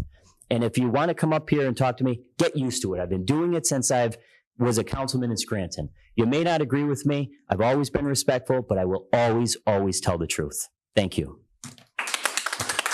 People clapped. Well, half the room was dropped by. They were plants. Yeah, they planted a whole bunch of people in there this morning. Oh my God. So are we off that now? I paused it. Yeah. Yeah, but we're off that. We're back to the screen. Now we're on the big screen. Like us. Is somebody that's been to meetings for the last 3 years? How do you? Okay, you seem to have some sort of reaction to that. I'm there's no words for that. I mean, I'm trying to be careful about. He's our county commissioner. First off, I'm not going to tip my hand on anything, but don't. Let me say this. And this goes back to where we were at before with Jamie running for office, us starting Citizens Advisory of Pennsylvania, us showing up, us making changes, us beating you in court. And I'm not trying to sound like arrogant or like a tough guy or anything like that, but like, you don't want us on your ass because we will literally sleep 3 hours a night and stay awake the entire rest of the time to come after you. And I don't mean come after you with threats of violence. I mean come after you with FOIAs and lawsuits and making sure you're following the true letter of the law, which all of that is not. He is not following that's the law. not. In what ways? Everything he's doing, how he's running his meetings, he could say and comment whatever he wants to. Having people removed that disagree with him or call him out, like, yeah, he's in for a rude awakening. I think he's awakened a beast. Yeah, a sleeping giant. Because this is not going to stand. We've already shown our ability to do this down in Luzerne County, and now he's now invited us to Lackawanna County. No, I'm not sure if you can do this or not. If it's ethical. Are you allowed to, as the kids say, put somebody on blast for not paying their taxes? No. So check this out. This Let's wrap. This is something really interesting. Again, we got really smart at this, and we have an attorney, and I deal with him a lot. So I've gotten pretty well versed on the whole legal system. The First Amendment in these types of cases in a public meeting is still the First Amendment. It doesn't change because you want to make your local rules or your decorum or all this other nonsense that he's throwing in there. He doesn't get to make that. So let me give you an example. People used to go to a school board meeting, and when you got to the school board meeting, you'd have to sign in on a piece of paper with your name, sometimes your address. That's not allowed. That's called compelled speech. There's actually been cases locally in the Pennsylvania, the federal district. Camera.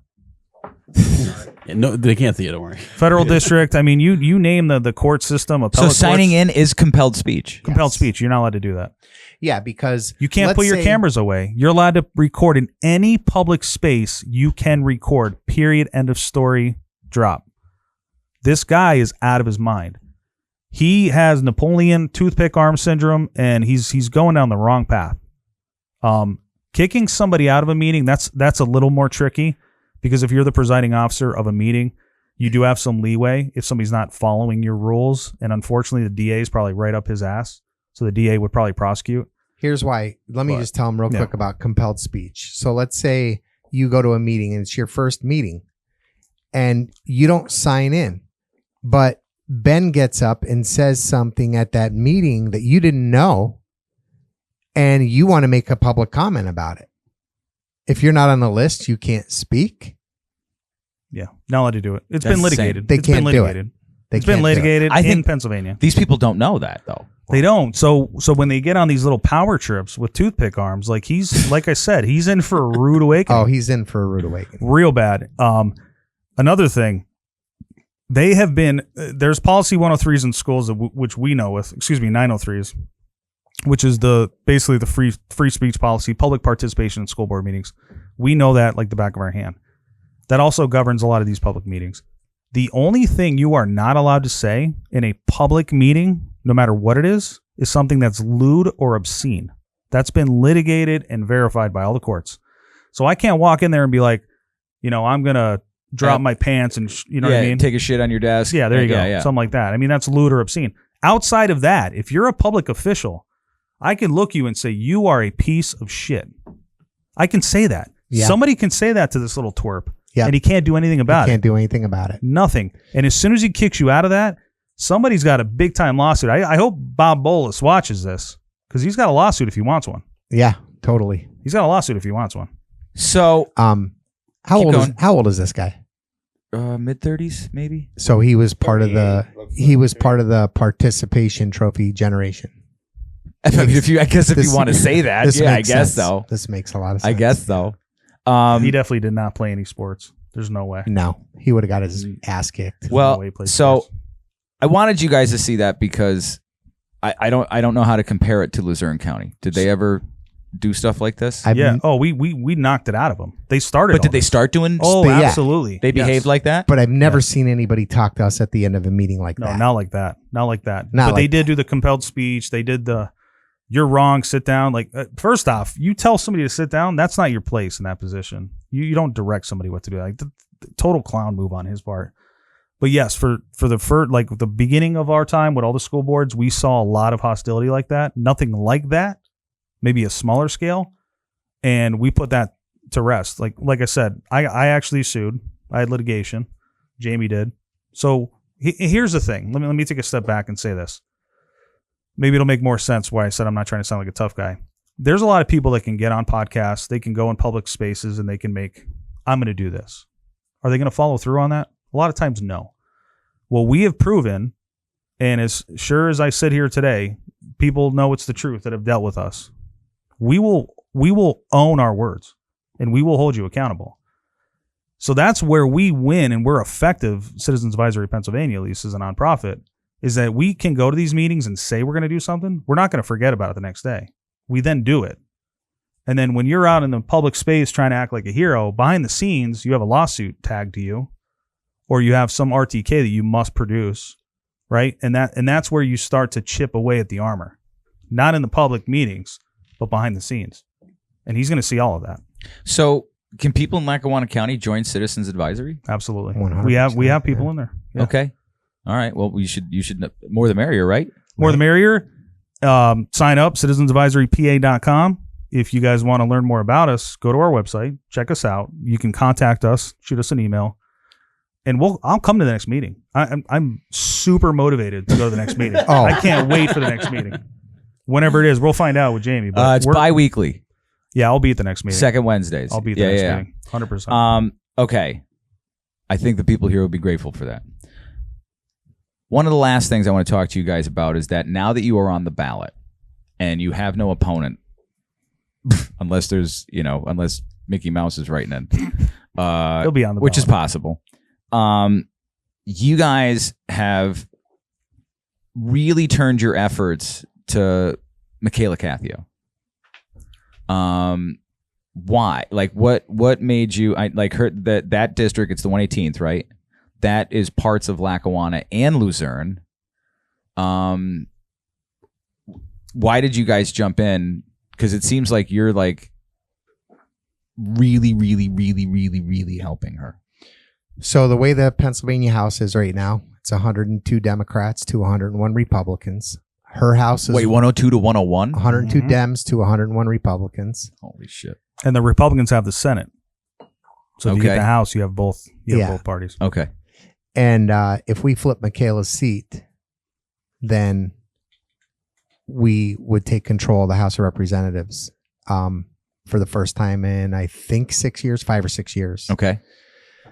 If you wonder why inflation's where it's at, the House holds the purse strings, okay? And the purse strings are broken, and we need to get it back on track.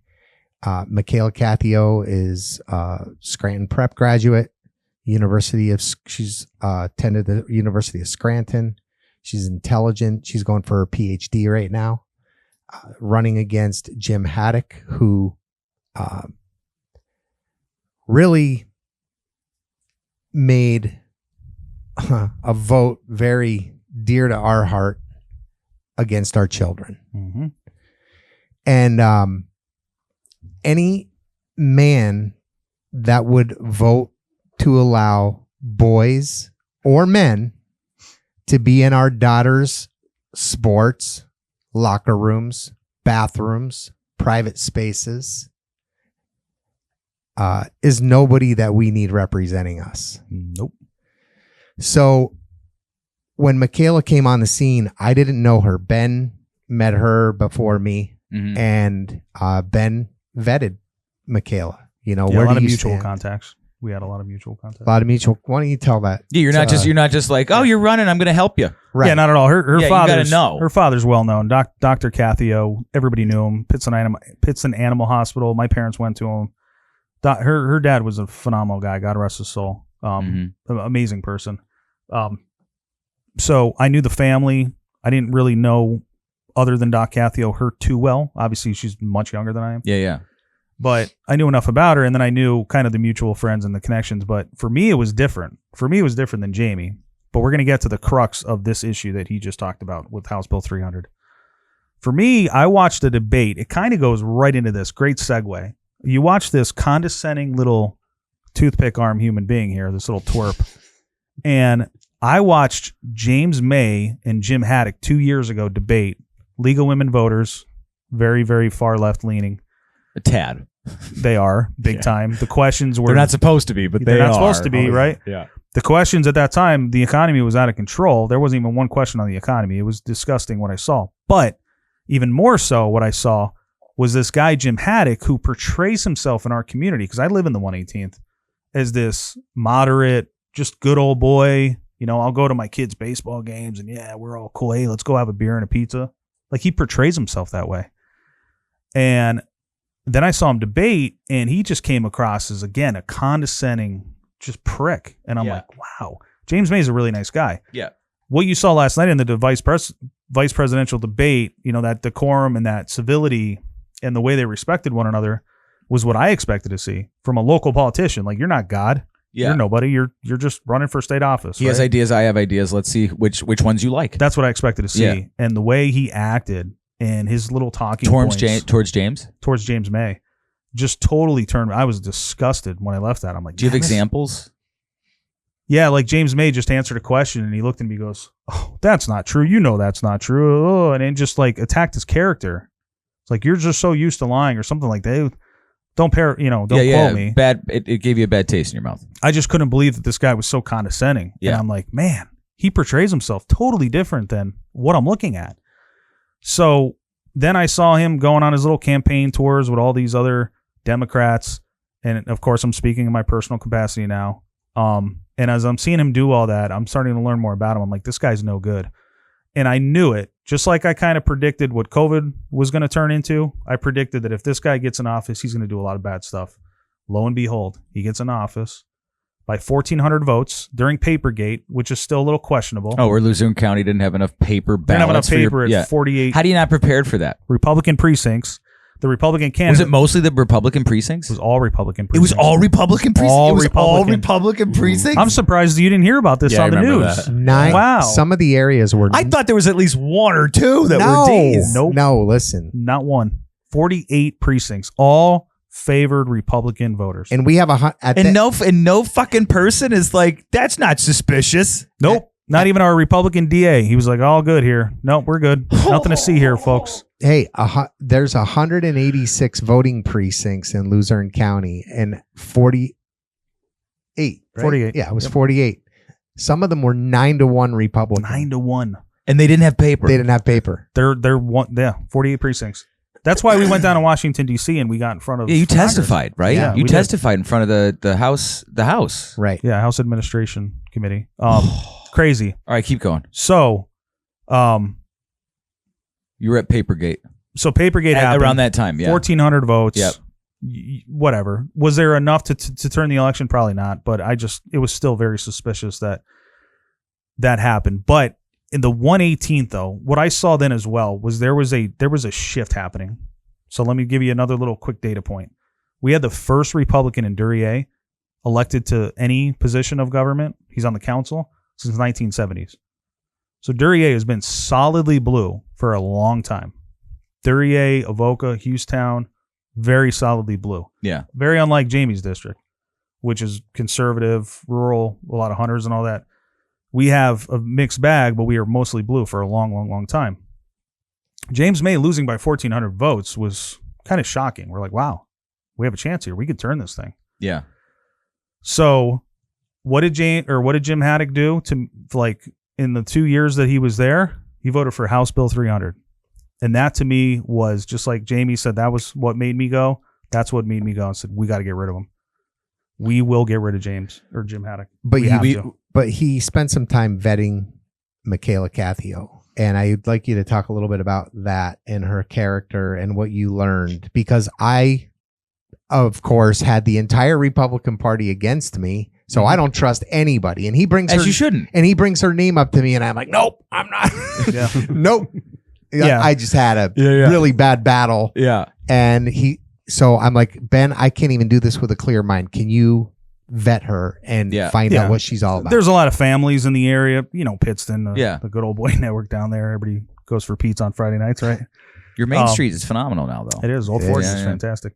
But a lot of family connections there. And, I had some conversations and, hey, and you could tell right off the bat, she seemed very genuine. Then I would, just chat with her a little bit more and learn more. Anyways, long story short, she's definitely a great candidate. She definitely stands for all the right things. And the bottom line is she's not Jim Haddock. That's the number one thing that goes for her. She's not Jim Haddock, right? So she's good, but the House Bill 300 piece of this, and this is something that really has to get out because people have to understand this, and I'll explain why. Jim Haddock, we now have, there's signs that are out there. There was a billboard that was out there for 4 days only. And he's doing everything in his power to remove these signs, these yard signs. He doesn't want his neighbors to know that he voted for House Bill 300. Because remember, he's portrayed as this good old boy that wants to go out for beers and pizza. He went down to Harrisburg, and what he did was what so many politicians like Mike Cabell did. They go down, they come back home, and they shake your hand, smile at you, and say, let's go have a beer and pizza. They go to Harrisburg, and they sell their souls. My buddy was a chief of staff for a guy up here.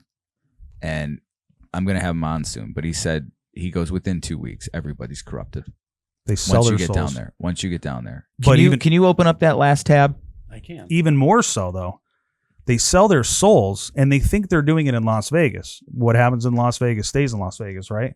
So they think when they go down there and they make all these really bad votes, they come back home. And nobody knows. That never happened. What are you talking about? What's House Bill 300? That all of a sudden dissipated into the sky. Because I'm Jim. I'm a good old boy. Nothing wrong with me. Can I tell people what House Bill 300 Absolutely. is? Can I read rock this? And rolling, yeah. Is this up on screen? Yep. So, PA House Democrats vote to pass harmful bill impacting schools, workplaces, and women's spaces. Can you scroll down, please? Everyone should be treated with dignity and respect, yet Representative Kenyatta's... Is this Matt Malcolm Kenyatta? Yeah, Yes. yeah, he's the sponsor. Oh, of it. man. He's a sponsor. He's okay. Kenyatta's House Bill 300 will harm good people. Today, only days after its introduction, without public hearings. Yes.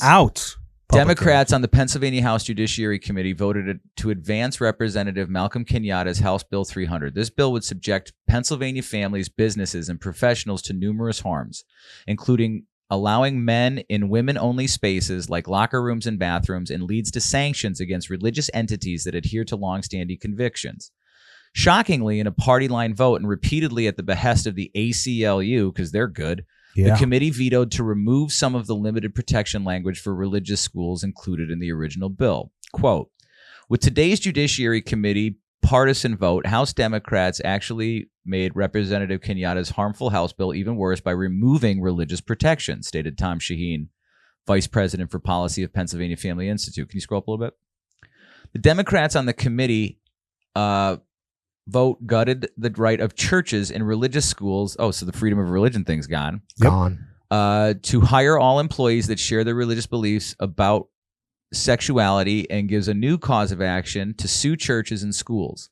Those supporting this bill are listening more to special interest groups over the people of Pennsylvania. Laws just like Representative Kenyatta's House Bill 300 have been used to erase safety and privacy rights by forcing compliance to allow men into women-only spaces such as restrooms, locker rooms, shelters, and athletics. These harmful laws have been used to punish religious ministries and schools who hire based on their shared mission. Additional harms would extend to our healthcare system, such as forcing doctors to perform double mastectomies or hysterectomies on healthy girls, even if it goes against their diagnosis and convictions. Quote, this bill would force every Pennsylvanian to conform to a political viewpoint that forces women and girls to give up their private spaces to men, as well as removing a safe and equal playing field in school athletics, states Alex Sneller with Pennsylvania Family Institute. No Pennsylvania school district or community should be subjected to the harms that would be caused by Representative Kenyatta's intolerant bill. And that's pretty much it. You could probably kill, So basically what they're doing is if you are religious and it's against your religion and it's against your faith, fuck you. Yep. We will force you to do it. The government will tell you that you have to do it and conform. Yep. Any young any girl under 18 and any parent over 18 are now going to have men in their daughters' locker rooms, in their daughters' bathrooms, and they're going to have to be forced to deal with it. And no one learned anything from Loudoun County. No one. No. Nope. The kid who raped a girl and then the school covered it up. The kid who identified as trans raped a girl, covered it up, put him at a different school, and he did it again. Did it again. Yep. So they're opening this up. Now we have a guy who's an elected official that apparently learned nothing about Loudoun County. Nothing. Nor does he care. He's doing what his handlers told him to do. But you This can't is then obscene. come back home and pretend like you're just this moderate, middle of the ground, even though you're a Democrat, you're somehow a good guy. You can't say that after this. So 2 Republicans voted yes to this, and we blasted them. It's not a party This is not a party thing. We destroyed them. And there was one Democrat that actually voted against this. Frank Burns. So if the 2 Republicans would have actually voted no with the rest of the party, this bill would have died. But nobody blames the Democrats because they're just doing what they were told to do. We went after the Republicans. Here's the bottom line. This is disgusting. This is going to put this, quote, gender fluidity into overdrive. And then you could be a boy one day, a girl the next day, a boy again, a girl again. We cannot, and let me say this without rambling here. When you, as a father, when you have a little girl come into this world, the moment she's born, your job just changed. Your whole world just changed. You now have the most important job in the world for you now, not only protecting your family, is to protect your daughter. And I'm so ticked off and irritated that there's not more dads out there that aren't against this crap, that aren't speaking up with a set of cojones. And shame on you if you're listening and you're a father and you have a daughter and you're not saying anything about this. Shame on you. I think they don't know, Ben.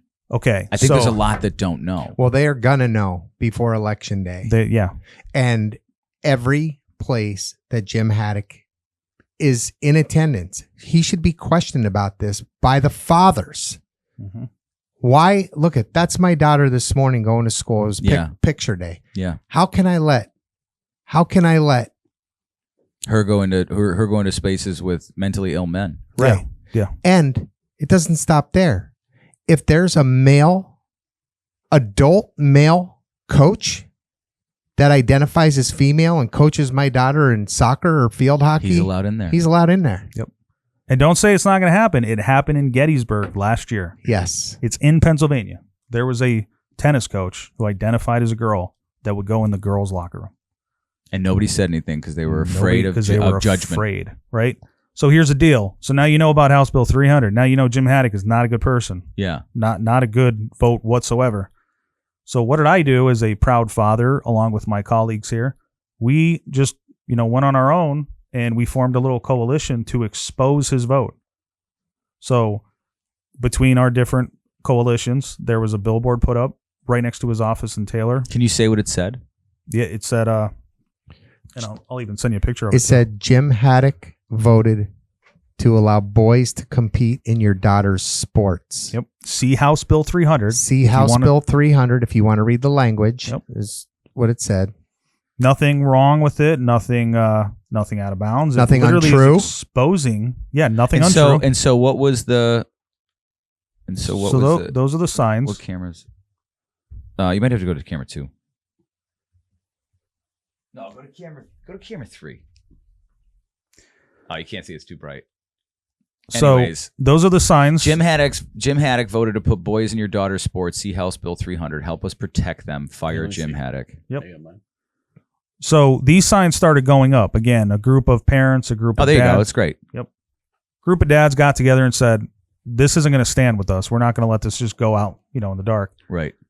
Those signs almost immediately within 24 hours started getting stolen from Avoca, from Duryea. Stolen. Oh, Stolen. Yeah. There's a crime. There's an active investigation. So I'm not going to talk too much about it. Well, I'm just saying that is a crime. It is a crime. Yeah. And there's an active investigation ongoing right now. Are they going in a direction? Yes. Or are they wandering aimlessly? No, I'm happy. I'm Okay, happy all with right. how it's going. So those are signs, right? And there's going to be plenty more of those coming up. That's your First Amendment. It's your Correct. First Amendment. In the next few days, you'll see a lot more of these signs. We've already replaced them everywhere where they've been stolen. But the kicker here is that a billboard goes up in Taylor. Not 2-3 days after the billboard goes up, I get a phone call, and I'll just skim through the details. Yeah. Representative Jim Haddock, the person that made that vote, called them and Called who? The billboard company? The billboard company. Yeah. Had his attorney threaten them to either take it down or he would try and pursue legal action. Yeah. So it's so disgusting. This guy goes to Harrisburg, votes. There's no untruth to any of this. Then when he comes back home, he's so scared of his record that he's trying to threaten with his attorneys a billboard company. What is he afraid of? Yeah. Why won't he stand by his vote? And what did the billboard company do? We had a long conversation and I agreed. I said, just give us the money back. Because it was become too difficult for them? It's not worth the headache. We're going to find different ways to expose them. And you guys are doing this just as citizens. No, just as citizens, yeah. Which Just is as something people don't do. Pissed off dads that are not going to let this fly with nobody knowing about it. He's trying his hardest to not let people know about this. And they get pissed. Who's that? Dads. Yeah. Oh yeah. Yeah. We need. You're absolutely right about the dads thing. Yeah. A bunch of dads need to get involved, Right. and stand up. Wake for up. this. Wake up to this nonsense. You know. Yeah. I So here you go. So where does I mean, obviously Michaela's not for this. No. God, no. No. You know, and they I've seen ads where they called her she was associated with a terrorist group. Yeah. Do you know what terrorist group that is, Dan? Which one would that be? Michaela tried to start a terrorist group at the University of Scranton. Oh, did she? Yeah, you know which one? What's that? A chapter of Turning Point. Oh, well, yeah. At the University of Scranton, that is a terrorist group. But it's not a terrorist group. No. Crazy. So what's the next month going to be? Well, Can I talk about this real quick? Yeah, Hold let's on. talk. What do you want to talk about? Jamie, Ben? give me a second. Well, Jim, because I did some homework on this. Oh yeah. Oh, let's talk about this. Give Yeah. me a second. Yeah. So Michaela Cathio surrounds herself with extremists. Again, another buzzword, right? Yeah, It's yeah. on the bingo card. Make Yeah. sure you get that. Is this the one by the Democrat Party, Jamie? Or is this the one by the other? Hold on, I need my glasses. There's a paid for by on the bottom. Yeah, I'm sorry. Paid for by. I can't see. Here. I'm blind. Paid for by, authorized by the Pennsylvania Democratic Party. That one's from the Democrat Party. This Yeah. makes sense, right? Democrats Yeah. are going to attack Republicans. Yeah. This one is paid for by. Here one. Can you see? Better Pennsylvania Inc. Better Pennsylvania Inc. All right. We got some good. Who would campaign for a candidate who supported a national abortion ban? She doesn't support that. No. She's made that point very It's clear. a threat to abortion rights, and she has not actually stated that. I don't want to misspeak here. I want to make sure I get it right. Yeah. So there we go. One of the biggest donors that contributes to this, what is it? Better Pennsylvania Inc. Better Pennsylvania Inc. Better Pennsylvania Inc. Okay, for those Camp Hill, for those PA. who keep score at home, Oh, Camp Hill. one of the biggest donors gave over $500,000 to them is the 1630 Fund. You ever heard of them? No, never heard of them. 1630 Fund is somebody you want to look into. Guess who the biggest sponsor or donor of the 1630 Fund is? What is the 16th? Continue. Mark Dennebaum. Open Society Policy Center. Do you know who owns Open Society? George Soros. George Soros. Fuck off! Swear to God.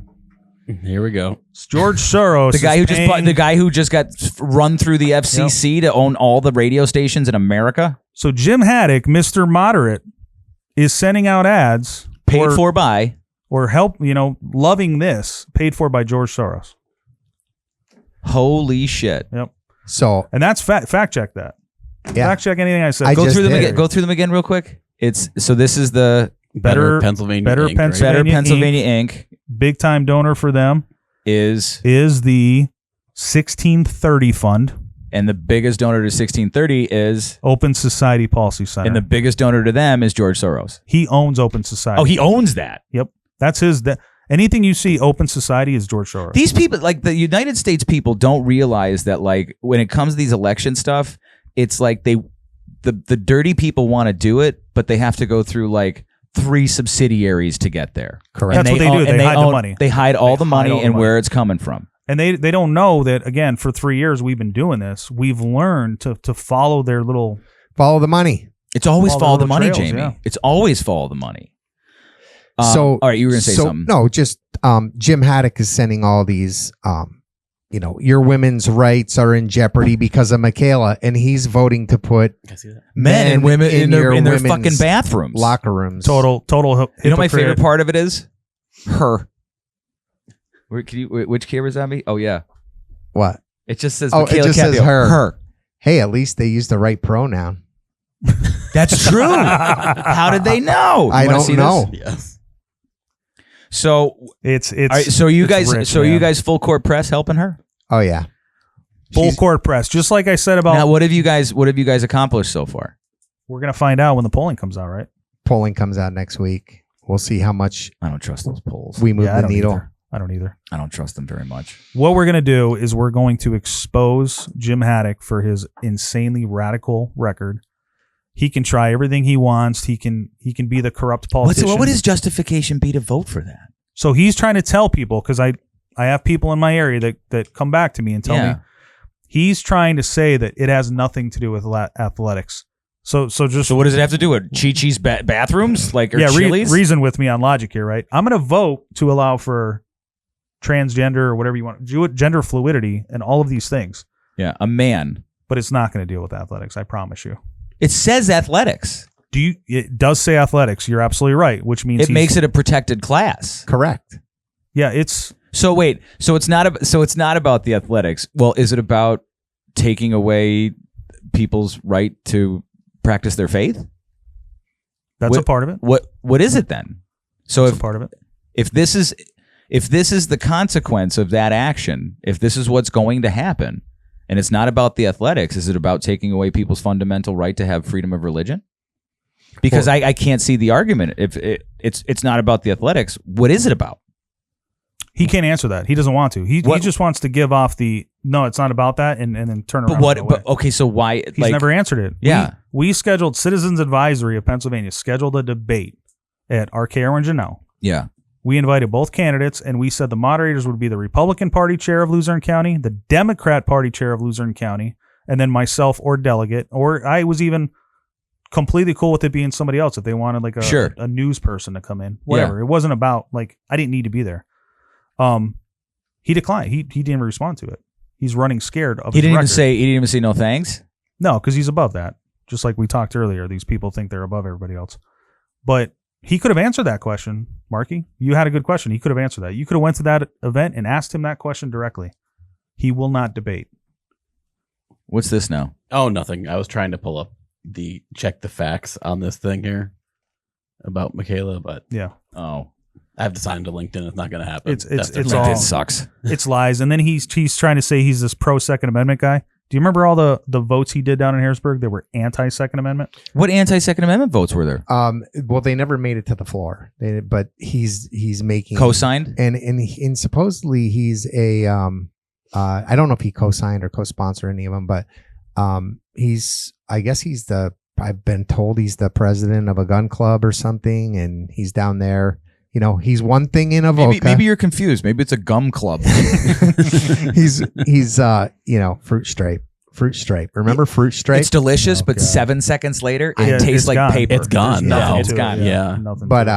But you know, this he acts like something here, and then he goes down there, and he's not that person because he's controlled by the Philadelphia delegation. They control all the Democrats in the state. You either vote with the delegation or they're going to ostracize They're going to primary your ass. Yeah.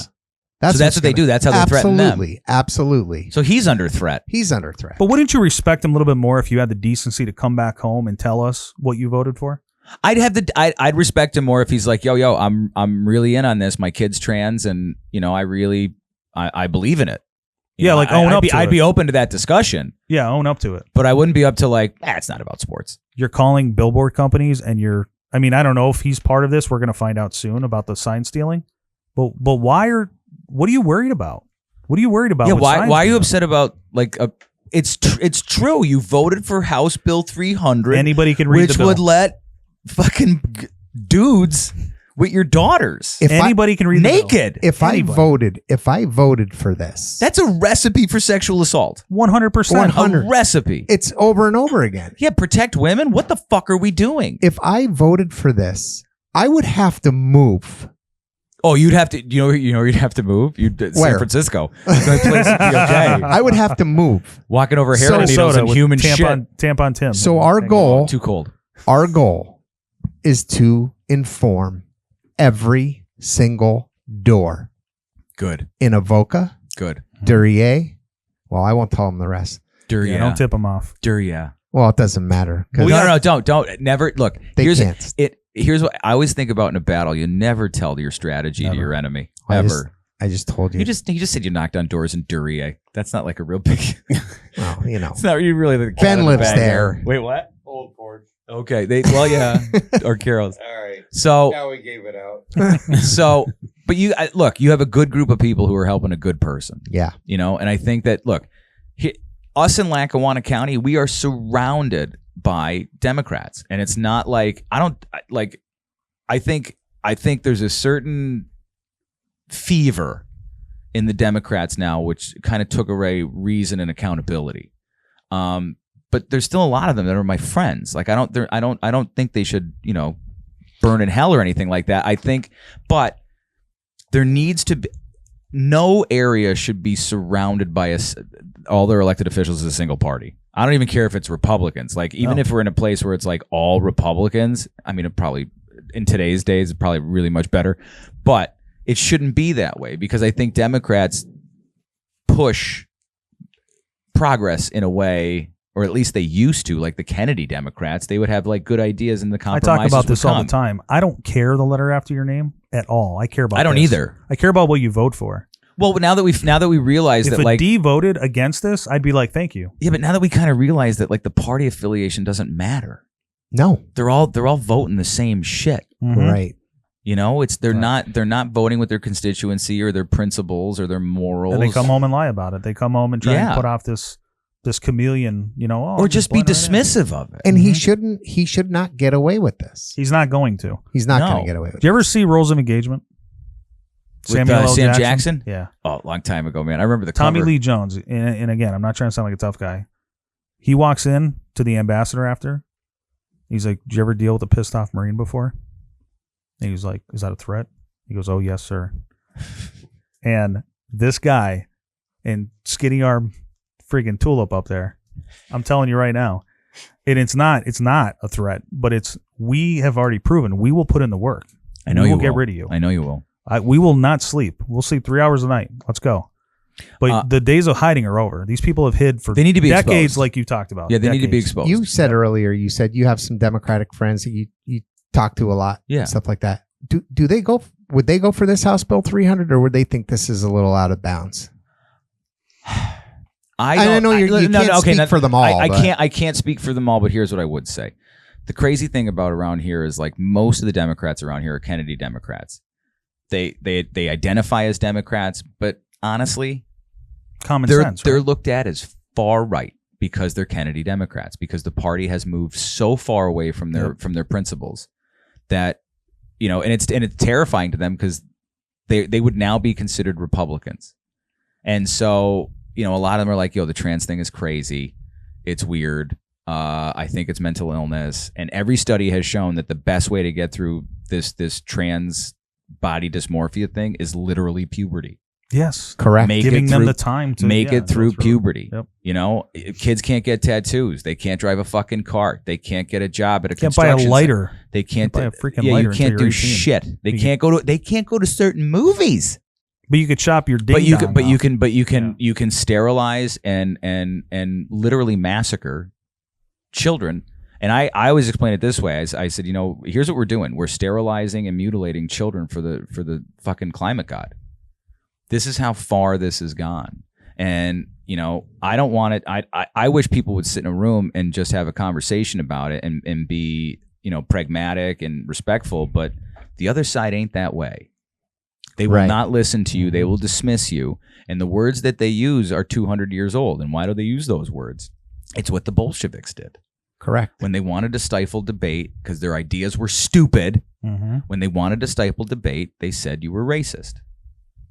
Because how can I ever have a conversation with you when you have hate in your heart from birth? Well, they thrive on emotion. The enemy of critical thinking and discernment is emotion.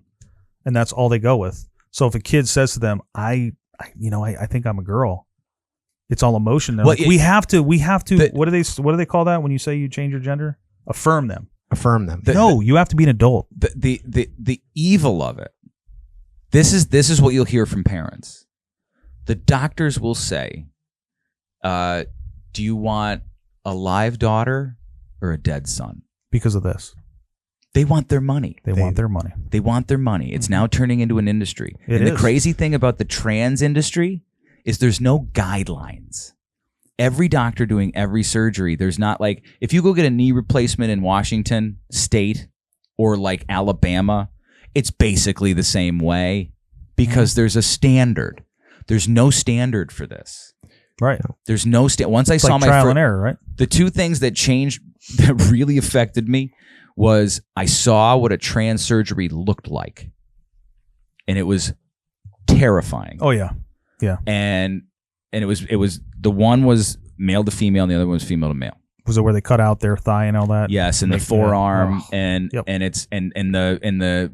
there's a ceramic pump that you have to do every day. How can we do this to it's children? A wound. It's a wound. You do this to children? How can you it's look at it straight it's face? Munchausen by proxy. 70% of liberal women are on some sort of medication, SSRI or something. It's fucking with them. It's fucking with them hard. Wow.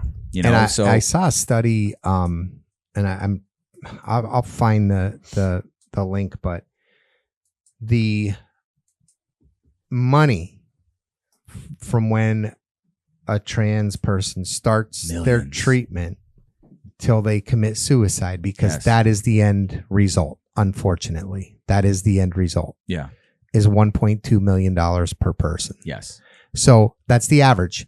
So everyone that doctor says, you know what, I affirm you. I'm going to be your friend. I know all your friends don't think you're beautiful and this and that, but I'm going to be the one. They're doing it for cash. Yep. And they're lulling people out of empathy. They are. And they're I forgot what I was going to say. Well, let's say more fundamentally too. Let's just talk about our country's construct as well when it comes to what we are as a constitutional republic. Most people don't know what that means. Yeah, tell me about it. Yeah. But we are in a world where the majority makes the rules. Whether you don't like you can like it or not like it, doesn't matter. That's the world we live in. Why are we taking 1% of the population that is going through potentially a mental health issue with this transgender stuff? Yeah. And changing school policies for the other 99% of the kids to conform to the 1%. That is not what we do as a nation. I thought, I voted for Obama twice. I voted for Hillary Clinton in 2016. Happily voted for Trump in 2020. Something has changed. Something very dark has changed. And I don't know, like people, like you can talk to people and they can feel it. They can't quite put their finger on it, but it feels something. Is it discernment from COVID? Is it literally almost awakening? I think COVID probably was the best thing to happen to humanity in a very, very long time. For the discernment and the awakening. For people to go, yeah, what is going on here? I think, we all talk about, I have less friends now. Well, that's good. It's better to have less friends, less phone calls to make, less birthday parties to go to. But what you do is you find a tribe. You find a group of people that, it's funny when you walk into a place and, you don't know what type of person the other person is. And I talk to Dan about this all the time where it's like, they're with us. You know what I mean? It's like a wink or something or a nod. And you just know it's like this unspoken, like they're not for the insanity of this. Yeah. We're so polarized that, well, they want it that way. Well, it's a good point too, because if you go 15 years ago, the difference between a Republican and a Democrat was 2% on taxes. Yeah. And you're like, whatever. Excuse me. I could live with that. So you didn't hate your neighbors. You didn't have to have that kind of mentality of a tribe. Now it is where they're going to cut off your son's ding dong, or you want to, have a Bible in the school. I mean, it is literally light years apart. Yeah. And I think, one of the things that I found out in the last 4 years is that, I don't know if you know this, but based off of what happened in World War II, you're not allowed to propagandize your people in America.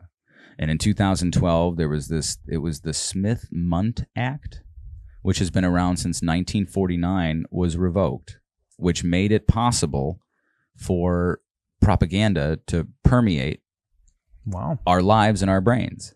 And you could look at searches or articles that included racism or transgenderism and whatever. And up until like 2012, it was nothing. And then in 2012, once that thing got revoked, and that's all you hear. Wow. Inclusivity. And then it turns into DEI. And then it turns into all this stuff. And you look back and you're like, well, what's the history of these things? Oh, these histories of these things come from socialism and Marxism and communism. And once you now infiltrated a people's mind, that's why I'm a hardcore First Amendment person, because I'm like, you have no fucking right to tell me what to think. Absolutely. You have no right to manipulate my brain. Let me think for myself. Let me talk to people. And the moment you manipulate it, you see all these people. You see people right now driving around masks in cars. It's 4 years later.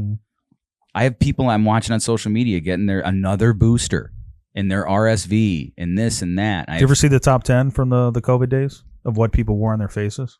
The top 10 things people wore on their faces? It's amazing. I have to send it to you. It's like underwear. Scuba suit. This one guy. I think those guys were just screwing with people. You know the party hats that you wear, like with the cone party hats? On the front? Somebody had that going. Somebody had a 5-gallon jug that was cut out. We were all the ones. They had that on their face. We were all the ones, Dan. We were going, this is bullshit. Yeah. The masks don't work. Can you imagine a world, though, where you go to the store with a 5-gallon jug on your head? And like two little eyeballs. I can imagine to do that for a video. I can't imagine to do it to protect myself from the person next to me. I was just really upset because I really missed my opportunity to start wearing like a luchador mask, and I really wanted to like sink in, but like nobody was on board with me. I thought we could all have like these new personalities and everything. Yeah. But sometimes you have to wear stretchy pants. So the other in the mid 90s. Up until the mid 90s, pharmaceutical companies were not allowed to market directly to consumer. It was against the law. 2 countries in the world. You know what they are? Australia. I'm wrong. America and New Zealand. New Zealand. I knew I was close. You're close. You're very close. That destroyed a lot of people. Sure. You can't watch anything anymore. Well, right now it's all political commercials, but you know, you watch those commercials. Brought to you by Pfizer. You have Definitely don't watch Disney. you watch any commercial and any pharmaceutical commercial, and they list something you have or you feel or you think about or whatever. Before COVID, I remember looking. Before I had my transition to a conservative, I remember like looking at my wife and I'm like, these are like, and I do commercials and I'm like, these are 90 seconds and in a minute and 15 of it is why you should not take this. Oh, it's crazy. Yeah. I love those things. And everyone's like, I need that. I need Lipitor. Yeah. And you're like, no, you want to have bleeding from the anus? Like, is that what you? That's one of the things. Maybe that's why. While these elderly couple is frolicking through the field, bleeding anus, and you're like, yeah, this seems like, you know what? My IBS is worth this. Maybe I need to get Tampon that. Tim has a point. He does. I think He does. I think the pharmaceutical companies. I think there's something to the military, industrial, pharmaceutical, insurance, oligarchy. I think there's something to.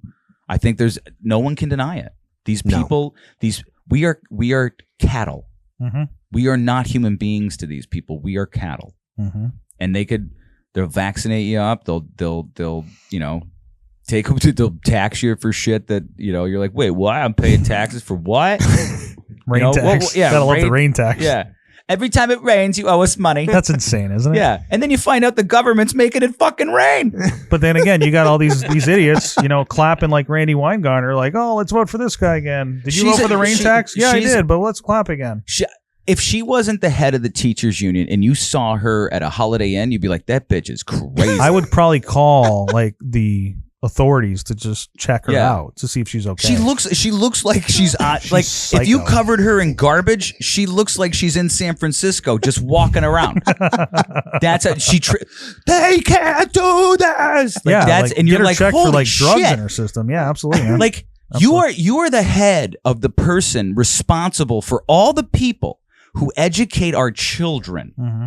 What example are you setting? You're saying that there's no way to have a differing opinion from you. You're saying that all of the rest of America who doesn't agree with you is the enemy. Mm-hmm. You think that anybody who's going to vote for Donald Trump is a Nazi and a fascist, and nobody even knows what the fuck that means. They can't describe it. Right. This is where we're at. But we're the bad guys because we go to school board meetings and hold these schools accountable. Yeah, you're not. I guess you're not supposed to do that. Not supposed to do that. Well, you know what? Keep fucking doing it. Yeah, we are. We're Don't not going stop. anywhere. We're Michael not Jackson, going don't anywhere. stop till you get enough. All right, we got to wrap up. It's 4:30 in the morning. Want to go for breakfast? I haven't slept in 36 hours. Waffle House. Yeah. Okay. Did I tell you though before you wrap up that I grew up in a middle class family? You too? Ask me a question. A hard one. A hard one? Yeah, a really hard one. How much baby oil do you have in your house right now? I grew up in a middle class family, and we had to use our baby oil to cook our food. Oh my God, that had to be nasty. It was slippery. And then Diddy was my godfather. Oh, Diddy was there. Baby oil. That guy needs to go to hell. Yeah, he does. Okay. I think Michaela's in good hands. I think you guys are going to really help her out more than others are.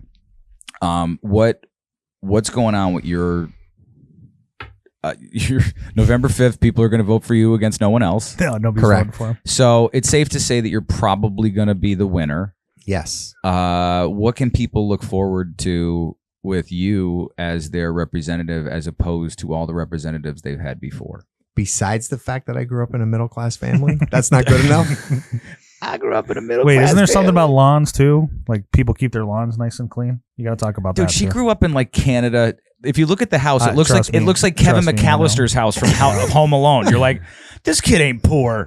Yep. This kid ain't poor. So what's going to happen when, like, that you're probably, they're going to look at you as a pariah. They're going to look at you as a nonconformist. How dare this guy care about the people in his district? Yeah, well, and not vote with us to ruin the lives of everyone else. Well, the good news is I've already been speaking to some members of the House down there, and I have a lot of guidance already going in, solid conservative values that I ran on. So my hope is to join them in their caucus. I have to be, I have to be approved to be in and all that stuff. So that's still on thing. But I feel like I'm going to do the best job that this area has ever seen. I believe that. I truly believe that. I've seen what I have to compete against, and it's not difficult to be the best. But I want to be the best in the state. I want to be the person that people can come to when they have a problem and we have a solution, whether it is fighting for their kids at school boards, whether it is fighting at their council meetings or their township meetings, to fight for what the people want. Enough of government pushing us around. Like, that is what I ran on. And that's what people know me for. And I think that's why a lot of people voted for me. So I just think that besides the fact of having a conservative vote in Harrisburg, I think I'm gonna have a lot of impact locally. That a lot of times I was talking to a couple of state representatives at a conference I was at about a month and a half ago. And was that the Florida one? Yeah, the Florida one. That was a good one. And we were talking. I was just like, do you get involved? Do you go to your school board meetings? Do you go to your township meetings? Do you, like, when your community wants you to go and stand up for them? And they're like, oh yeah. Oh, good. Yeah. Yeah. Okay. We do. And as long as they have a legitimate gripe, as long as they do the research and they have the facts and figures, and they don't make me look like an asshole. Right. This isn't a bloated rumor or something like that. Sure. I will help people fight, and I will teach them how to fight. You wouldn't believe how many people, Ben, over the years, we would go to a school board meeting and they would be afraid to talk. And now they're like on stage. Like, it's so empowering. Empower them. Yeah. We literally just, and I give Ben and Amy and Ed and Jess all the credit, because my job really was going around the county, starting a fire over here. They'd be cleanup. Yeah. I'd go up here and start a fire. Hey, here's what's going on there. Ben's, the work he does, the hours he puts in to protect our communities it's unbelievable. And a lot of times he can't be out at all these meetings, but I can, and he can do all the research with Jess and Amy and Ed and now Scott. Like, we're just a powerhouse to be reckoned with. And I feel now when we go to school board meetings, there's people that we brought up. Oh yeah. And they're standing up for themselves, and they're standing up for their kids, and they know they can't be shut down. Like, what'd you call them? Toothpick arms. Yeah. This clown. Like, no one should talk. It's gotta be a meme. It is. Yeah. Wait, keep talking. I'm gonna ask AI to make me toothpick arms. Keep going. So, I just feel like I have a lot to learn, Mark. I have never done this before. Yeah, but you're coming in as a guy with incredible integrity and principles. Thank you. Absolutely. And I have never personally thanked you for everything that you did. Why? Hold on, I'm looking up toothpick arms. Well, this is another thing I got to thank you for. See, things I can't do that you can. But the documentary that you did on Couth, that was incredible. Was incredible. And it was just my brother Ned, on the way up here, we were talking in the car, and he's like, it was just one more cog in the wheel, like everything that everybody did for the campaign. And you did that on a very small budget. I believed in it.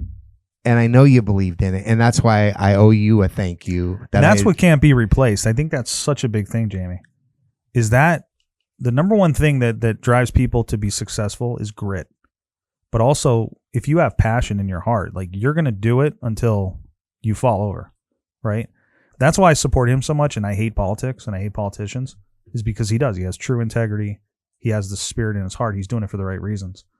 And I think that's going to be the changing of the guard. I think people are going to start to realize really soon that if you're not going to have that kind of a spirit and integrity, we're going to get rid of you. I think I think both of you guys and Ned to a smaller degree is going to start inspiring people to give a damn and fight and not give up and know that, like, I think this is a battle that's as old as time.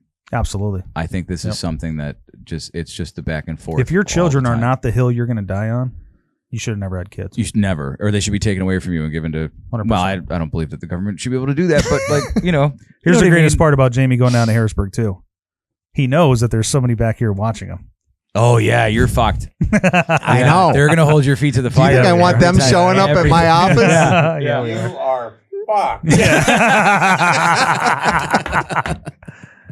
You got your mom. He knows it. He knows it. Oh, the students Listen, there's no students are now the favoritism. teacher. There's no favoritism in Citizens Advisory. Real quick, what's the future of Citizens Advisory? You guys are just gonna grow, get more members, and We're trying. and just give it hell. It's all about word of mouth. It's all about we've not spent one penny on marketing in almost 3 years. We'll be 3 years old in April of 2025. I might be able to get you some other members up here. That's fantastic. So in 2025, we are going to make a bigger push for marketing. We need to get our name out there. I know a guy. People need to know what we do. Outstanding. We're in the middle of our largest fundraiser of the year, which is our gun raffle. I paid for a couple of those. Yeah, Cool. Yeah, we're selling $20 gun raffle tickets, 21 guns, 10 cash prizes. It's our biggest fundraiser of the year. It supports our organization. It allows us to hire people to do this day in and day out. Yep. Because that's the biggest thing. Let's go back to that analogy of training, right? When you're not training, somebody else is. We can have people there all the time working and sharpening their pencils every single day, as long as we can continue to bring in money. And the sky's the limit. Jamie Walsh sent a shockwave to the political world by coming in as an outsider and winning that race. If more local elected officials are held accountable, which is our number one goal with these guys, then we're going to continue to grow and get stronger and better. But the number one thing we're not going to do is slow down. We're speeding up, man. I think, I was really down today, and it just makes me feel good that all y'all are doing what you're doing, and you have been doing what you're doing, and it doesn't seem like you're gonna nobody's going from fifth to fourth gear. No way. You're just gonna keep rolling. Nope. That's awesome. Did you guys have fun? We're not Absolutely. We're Good not time. going electric either. No. Nope. No. Nope. The things. Okay. Uh-oh. Before we go, Ned. Yes. Do you know what percentage of the atmosphere is carbon dioxide, CO2? 0.02. Don't Sorry. cheese them. Actually, I think it's 0.05. You're close. 0.04. Oh, there you go. Of that, what is the United States responsible for? 0.00000. So here, I just gotta. Let me guess. China, Russia. I mean, they're way up there. We're nowhere close. Hold on. JD Vance was so good last night with that too. He was. You know when you don't emit carbon? When you keep everything inside the United States. Right. You're not sending all these ships and planes everywhere. and all that Okay. crap everywhere. CO2 is 0.04% of our atmosphere. Humans are responsible for 3% of that 0.04%, of which the U.S. is responsible for 13% of that 3% of that 0.04%. Oh my God.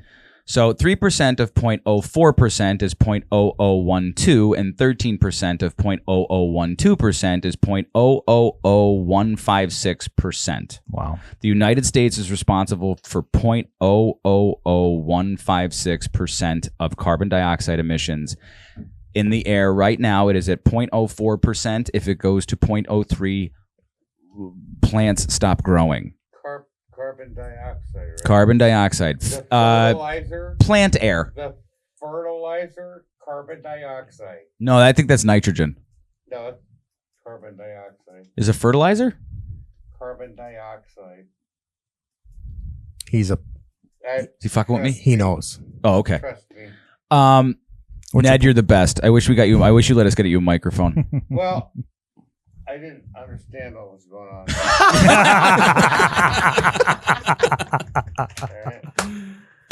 Round two, baby. Hey, listen. Yes, sir. I saw something frightening today at a daycare center. I'm not going to tell you where it is, but the first week I was here, I saw we are learning about the color yellow. And then the second week, we are learning about the color green. And this week it has, this is ADHD Awareness Month. And I had a special father because when I had ADHD, my dad had a way of making me refocus on my attention deficit disorder. And it was quick. It was really quick. So anyway, I just wanted everybody to know it's ADHD month. We got to focus on that. Ned's the best. Next time you're getting a microphone, dude. Well, words of wisdom. Love you guys. Love what you're doing. I think you're amazing. I think we covered a bunch of good stuff tonight. I think we were honest. I didn't think we told lies, and hopefully that we educated a bunch of people. I wish you guys the best of luck. I hope every now and again you call me and let me witness what you guys are doing because I think it's phenomenal. And anything left that you guys want to say? Just want to give a shout out to JD Vance representing the United States Marine Corps last night. Oh, he did good job. He articulated his thoughts so well. And as a Marine myself, usually we come across kind of dumb. I don't think so tonight. Blockheadish. No, it's a true fact. But you're not Marines. knuckleheads? We're not knuckleheads. Okay. No, we are not knuckleheads. Bless you, Dan. Bless you, Dan. So shout out Marine Corps. Marine Corps is on top right now. That's all I got to say. Anything else? I want to thank Dan for being here so late. Thank you, Dan. Dan, you're the man. Oh, I'll always be here for even for a nobody. Dan, we didn't have a smoke break. We're gonna have a smoke break now. All right. What a week, man. What a week. Jamie Walsh, Ben Herring, Ned, Dan. You want to say it? What a week.